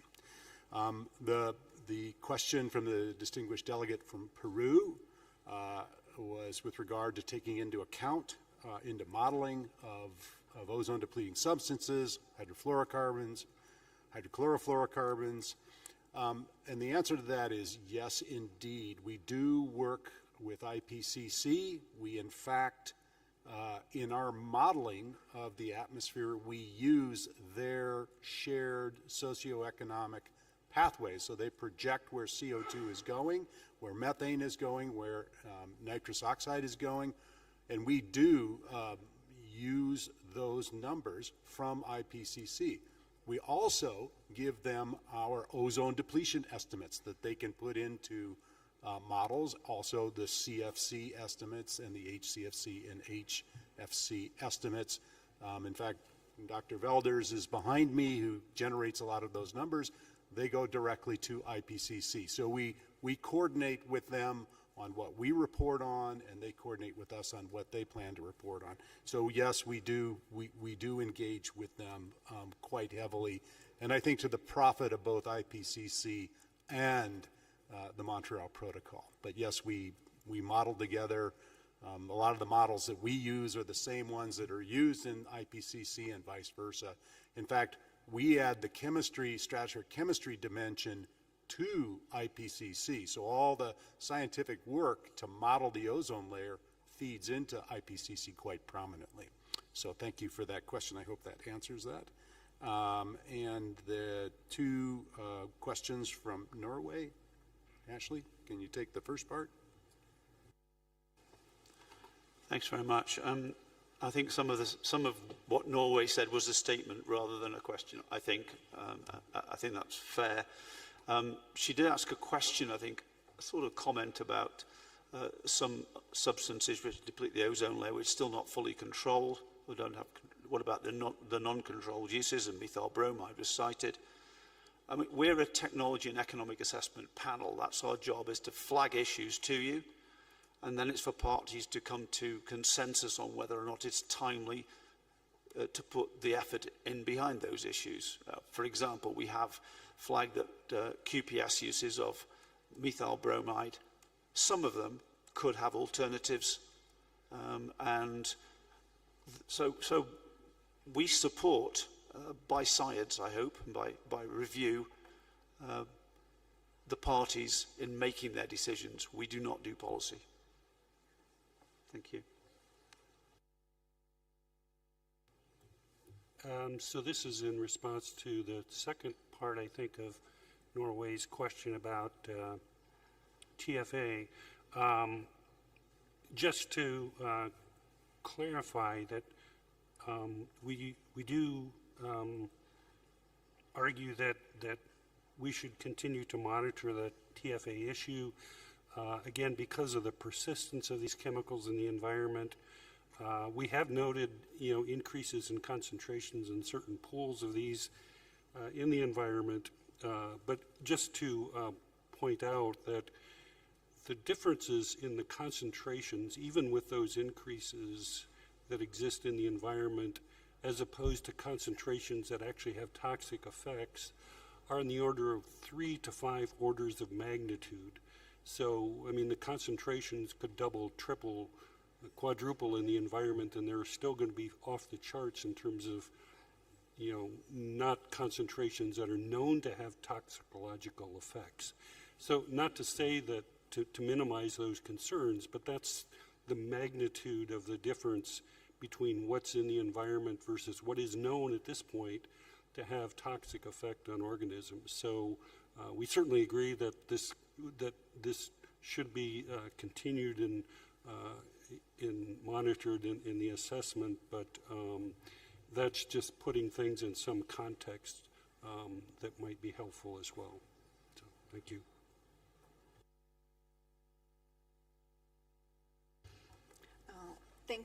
Thank you very much for providing the answers to issues raised by Argentina, Peru, and Norway. And now on my list I have Lesotho and Norway. So Lesotho, you have the floor.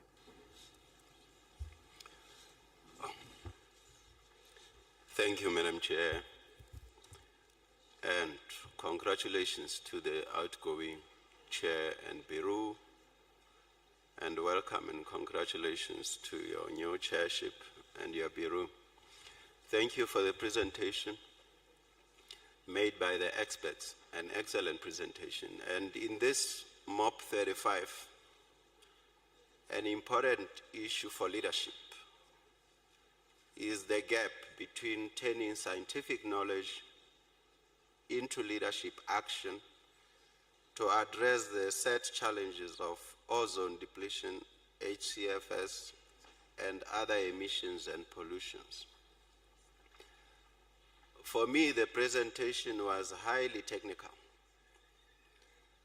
And although I could not grasp some of the concepts, we know that the end of this work is leadership bringing change to our environment. One of these complexities exemplified by one of the presenters was the question of ultraviolet radiation and its yet unknown interactions with HCFs and other environmental elements. Our question is now, what can be done to minimize gaps in what we know and provide leadership among our party states under the Montreal Protocol to address the identified problems? And what is the role of youth and higher education, academia, under the Montreal Protocol, especially in Africa, to address this problem? Thank you, Madam Chair. Thank you very much, Lesotho, for your intervention. And now I would like to give floor to Norway and to call for other parties, because if they want to take a floor, to do it now, to let us know. Otherwise, I will conclude the list. Norway, you have the floor. Thank you, Madam President, and my apologies for coming back. I felt that the experts were maybe asking a response from Norway, so that's why I take the opportunity to take the floor. And yes, our intervention were more based on general comments that we wanted to share, and it was not a question to the experts. And apologies if I was not clear with that. Sure, we would like the experts to continue to inform the parties through their reports, compiling the information. We believe that there will be development of scientific studies in the years to come on this matter, and we really would like the panel to strive to compile all the information out there, and also take into consideration that there's many approaches depending on the region of the world, how they want to assess those substances, how they should be regulated. And we're not asking the panels to be policy prescriptive, but to have the broader range of information for us to be able to be well informed. Thank you. Thank you very much, Norway, for fully clarifying your position. And now I would like to turn to assessment panel if they would like to reflect to what has been expressed by delegate of Lesotho.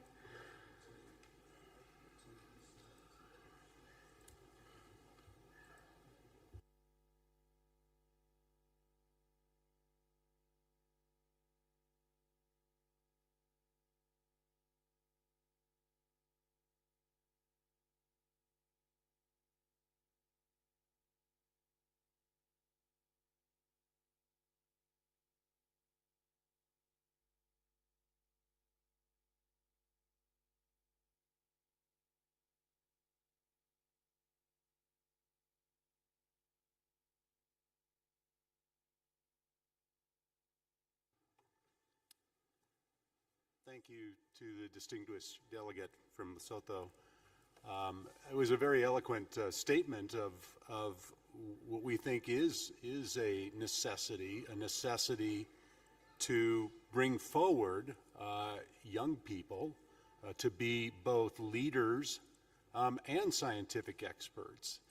I think all of us up here who are co-chairs have a lot of people to thank for our educations. We had teachers, we had leaders that we followed, and I acknowledge that, and I am deeply grateful for the people who have helped me over my career. So thank you for acknowledging that we have to start with young people to bring them up, and I just want to emphasize the value of education. And that's good for us as a body because we have not finished the job of repairing the ozone layer, and we have not dealt sufficiently with the issue of climate. And so we need young people, in fact, to be educated, to come up here and to take these jobs that we have in the coming decades. So thank you for that comment. There are a number of efforts in scientific societies to bring forward young people, to help people in their early careers, to promote graduate students, to bring people into universities, advanced graduate students. And we need them if we're going to continue to monitor the atmosphere and ensure that what you have done policy-wise here actually happens in our atmosphere. So thank you for that statement and question. Thank you very much, Mr. Paul Newman, for this comment, which is excellent closure, actually, for this agenda item. Yeah, and what has been raised by distinguished delegate of Lesotho. I don't see more requests for the floor, and with this, I will consider that we can close this agenda item. Once more, I would like to express sincere appreciation to the co-chairs and the members of assessment panel for their excellent work, and would like to call all delegates, if they have any further questions, they have chance to use to take advantage of your presence till the end of this meeting. If you have any further need for the clarification, and now we can conclude consideration of this item. Thanks a lot once more.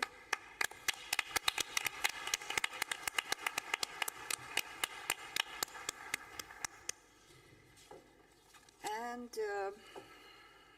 this brings us to our agenda item 5, which is presentation by the Chair of Executive Committee of the Multilateral Fund for the implementation of the Montreal Protocol on the work of the Executive Committee, Multilateral Fund Secretariat, and funds implementing agencies.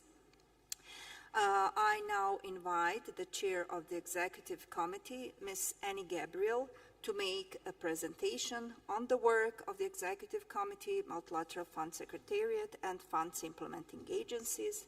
Ms. Gabriel, you have the floor.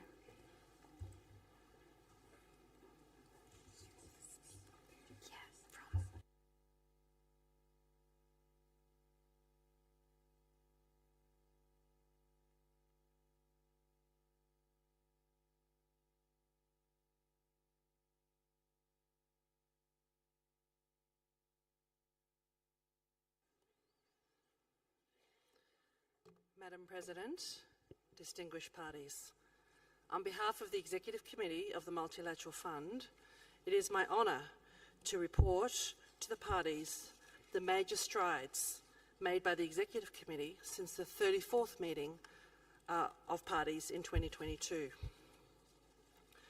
First, I am pleased to report that the Executive Committee has made considerable progress towards implementing the Kigali Amendment this year, especially in the refrigeration servicing sector, responding to the mandate provided to the Executive Committee when parties adopted the Kigali Amendment in 2016. Second, the committee has established 2 funding windows on energy efficiency and disposal, and is developing an operational plan to consider energy efficiency while phasing down HFCs. This is again in response to the mandate provided to the Executive Committee when the Kigali Amendment was adopted.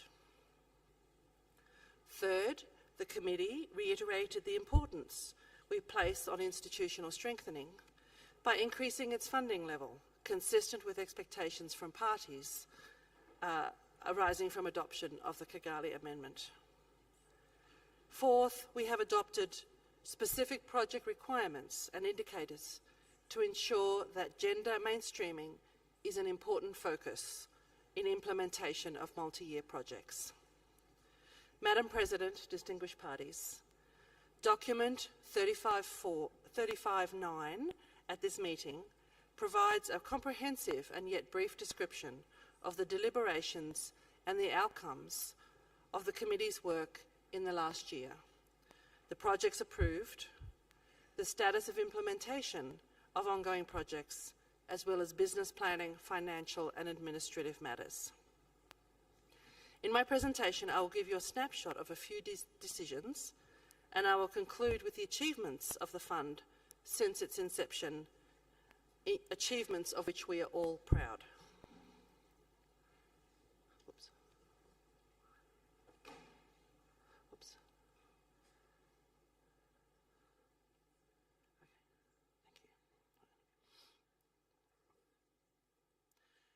As I mentioned, the Executive Committee agreed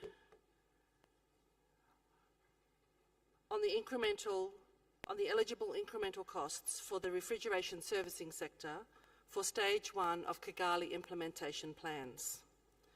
This is an excellent step towards supporting developing countries to implement their HFC implementation plans and will assist more than 80 countries with only service and sector activities to proceed with development of their plans.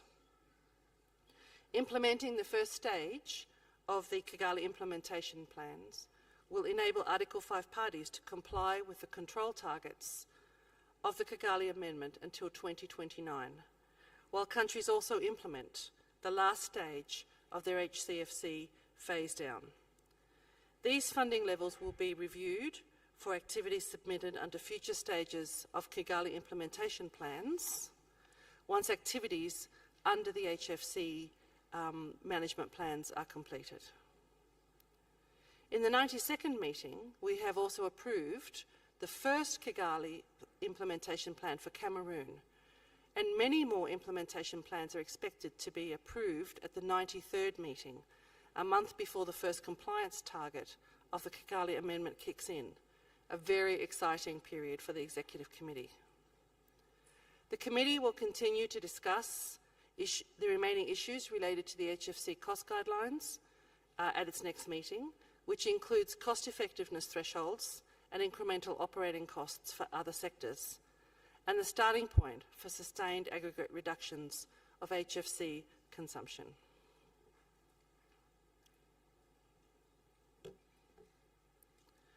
The Committee has also advanced its approach on dealing with energy efficiency while phasing down HFCs, an issue that is core in the deliberations of the parties in recent years. Many of us participated in the recently concluded and very successful workshop on energy efficiency that the Ozone Secretariat organised a few days ago. The Committee has agreed to open a funding window of $20 million where countries that have ratified the Kigali Amendment can submit pilot projects on energy efficiency. The first pilot projects will be reviewed in the upcoming meeting, while at the same time the committee members will discuss the operational framework to deal with energy efficiency issues while phasing down HFCs in a more systematic way and with policy guidance. The committee also agreed on a set of criteria and a funding window for national inventories for banks of controlled substances, and a plan for the collection, transport and disposal of unwanted controlled substances. The national inventories and plans will allow countries to look for environmentally sound and sustainable ways of managing the disposal of these substances.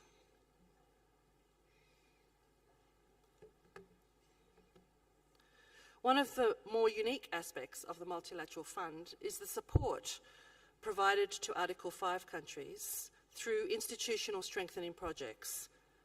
This support helps them to implement the protocol and its amendments. With the adoption of the Kigali Amendment, the workload of national ozone units has increased simultaneously as they reach the peak of work in their HCFC phase-out.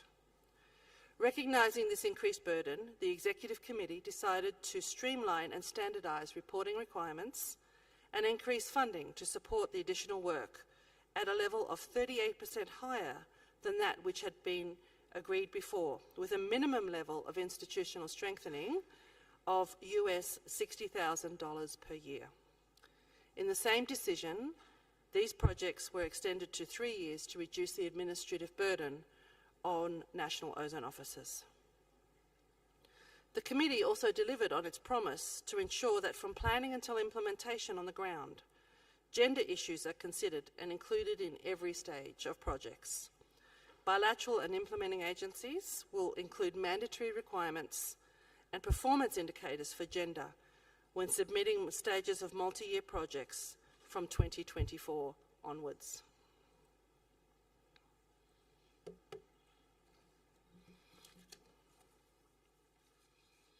Madam President, distinguished parties, the delivery on the ground is possible thanks to the amazing work of the implementing and bilateral agencies. This is the time where all parties can thank the contributions of UNEP, UNDP, UNIDO, and the World Bank. UNEP supported 103 countries with institutional strengthening projects and assisted them to meet their HCFC phase-out commitments through HPMPs, information clearinghouse products, and compliance assistance activities. UNEP is supporting 51 countries in the preparation of their Kigali implementation plans and has begun implementing a twinning project for national ozone units and energy efficiency officials. UNDP is providing technical support to 47 countries to meet their HCFC targets. The HFC demonstration projects in Bangladesh, China, Dominican Republic and Mexico were completed and led to the development of highly efficient refrigeration equipment. UNDP has received approvals for HFC preparation in 30 countries and has supported 13 countries to prepare and submit Kigali implementation plans to the 92nd and 93rd meetings this year. Gender was an important priority in 2022, and UNDP implemented several strategies which increased women's participation in courses and in awareness activities. UNIDO is currently implementing HPMPs in 63 countries, institutioning projects in 12 countries, and projects on HFC 23 byproduct emission destruction in 2 countries. 3 HFC investment projects in Argentina, Lebanon and Mexico have been completed, and 2 more in Ecuador and Jordan are ongoing. At the 91st meeting, UNIDO submitted the first Kigali implementation plan for Niger, and the Executive Committee approved initial funding. At the 92nd meeting, UNIDO submitted the Kigali implementation plan for Cameroon, which was the first ever approved Kigali implementation plan. KIPs have been submitted to the upcoming, more KIPs, will be submitted to the upcoming meeting in December. UNIDO continues to submit energy efficiency projects for low-volume consuming countries and non-low volume consuming countries, and preparation of national inventories for banks of waste-controlled substances. The World Bank continues to assist its partner countries in delivering stage 2 of their HCFC phase-out plans to achieve HFC consumption and production reductions in accordance with their obligations, and to sustain and even further reduce consumption and production towards the 2025 target. The World Bank is also supporting its partner countries in meeting their first commitments under the Kigali Amendment, while maximising climate mitigation co-benefits across key economic sectors through sustainable cooling. This year, the Bank fully resumed the on-ground country support after the COVID disruption.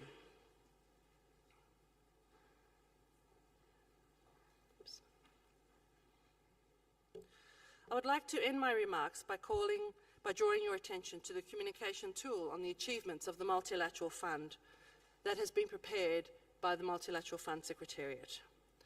These achievements pay tribute to the dedication, passion and commitment of all parties since 1991. There is a lot of information in the pages of the communication tool. In close collaboration with its partners, the Multilateral Fund has invested $4 billion in more than 9,000 targeted ozone recovery projects over the last 30 years. The work of the Multilateral Fund has been transforming economies and empowering people. The fund has been investing in technology transfer, training and capacity building.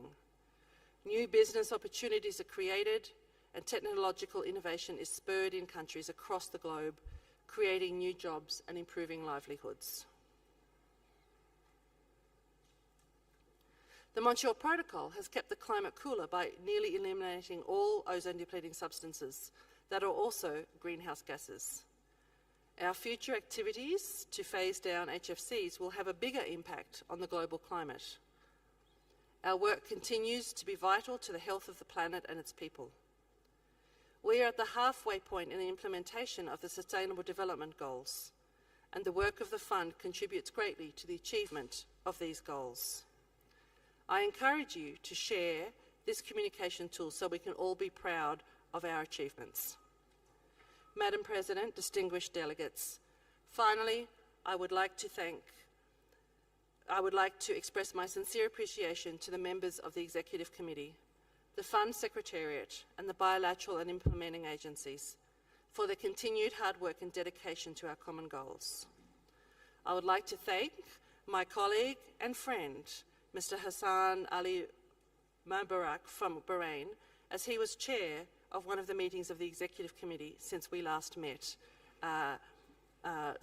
since the last meeting of the parties. I'd also like to thank the Executive Director of UNEP, Ms. Inga Anderson, for addressing the 91st meeting of the Executive Committee, for praising the work well done by the Fund, and for also reminding us of the importance of a strong funding mechanism to deliver on the protection of the ozone layer and climate change mitigation. And finally, I'd also like to thank the parties for their strong commitment to the implementation of the protocol and the guidance you provide to the Executive Committee. Thank you.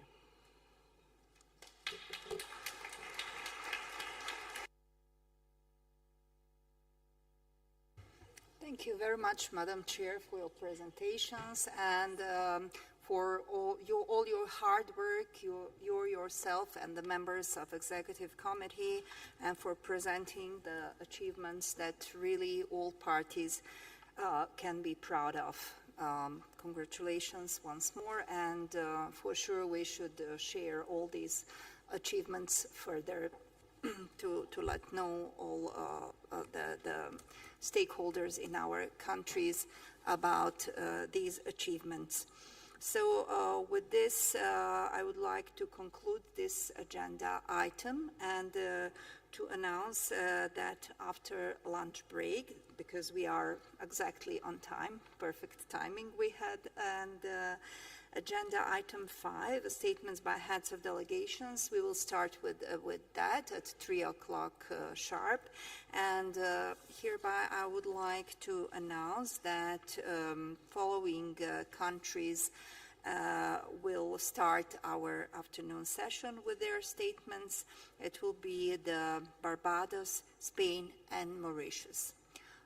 With this, I would like to adjourn this morning session, and we will reconvene at 3 o'clock sharp. Thank you very much.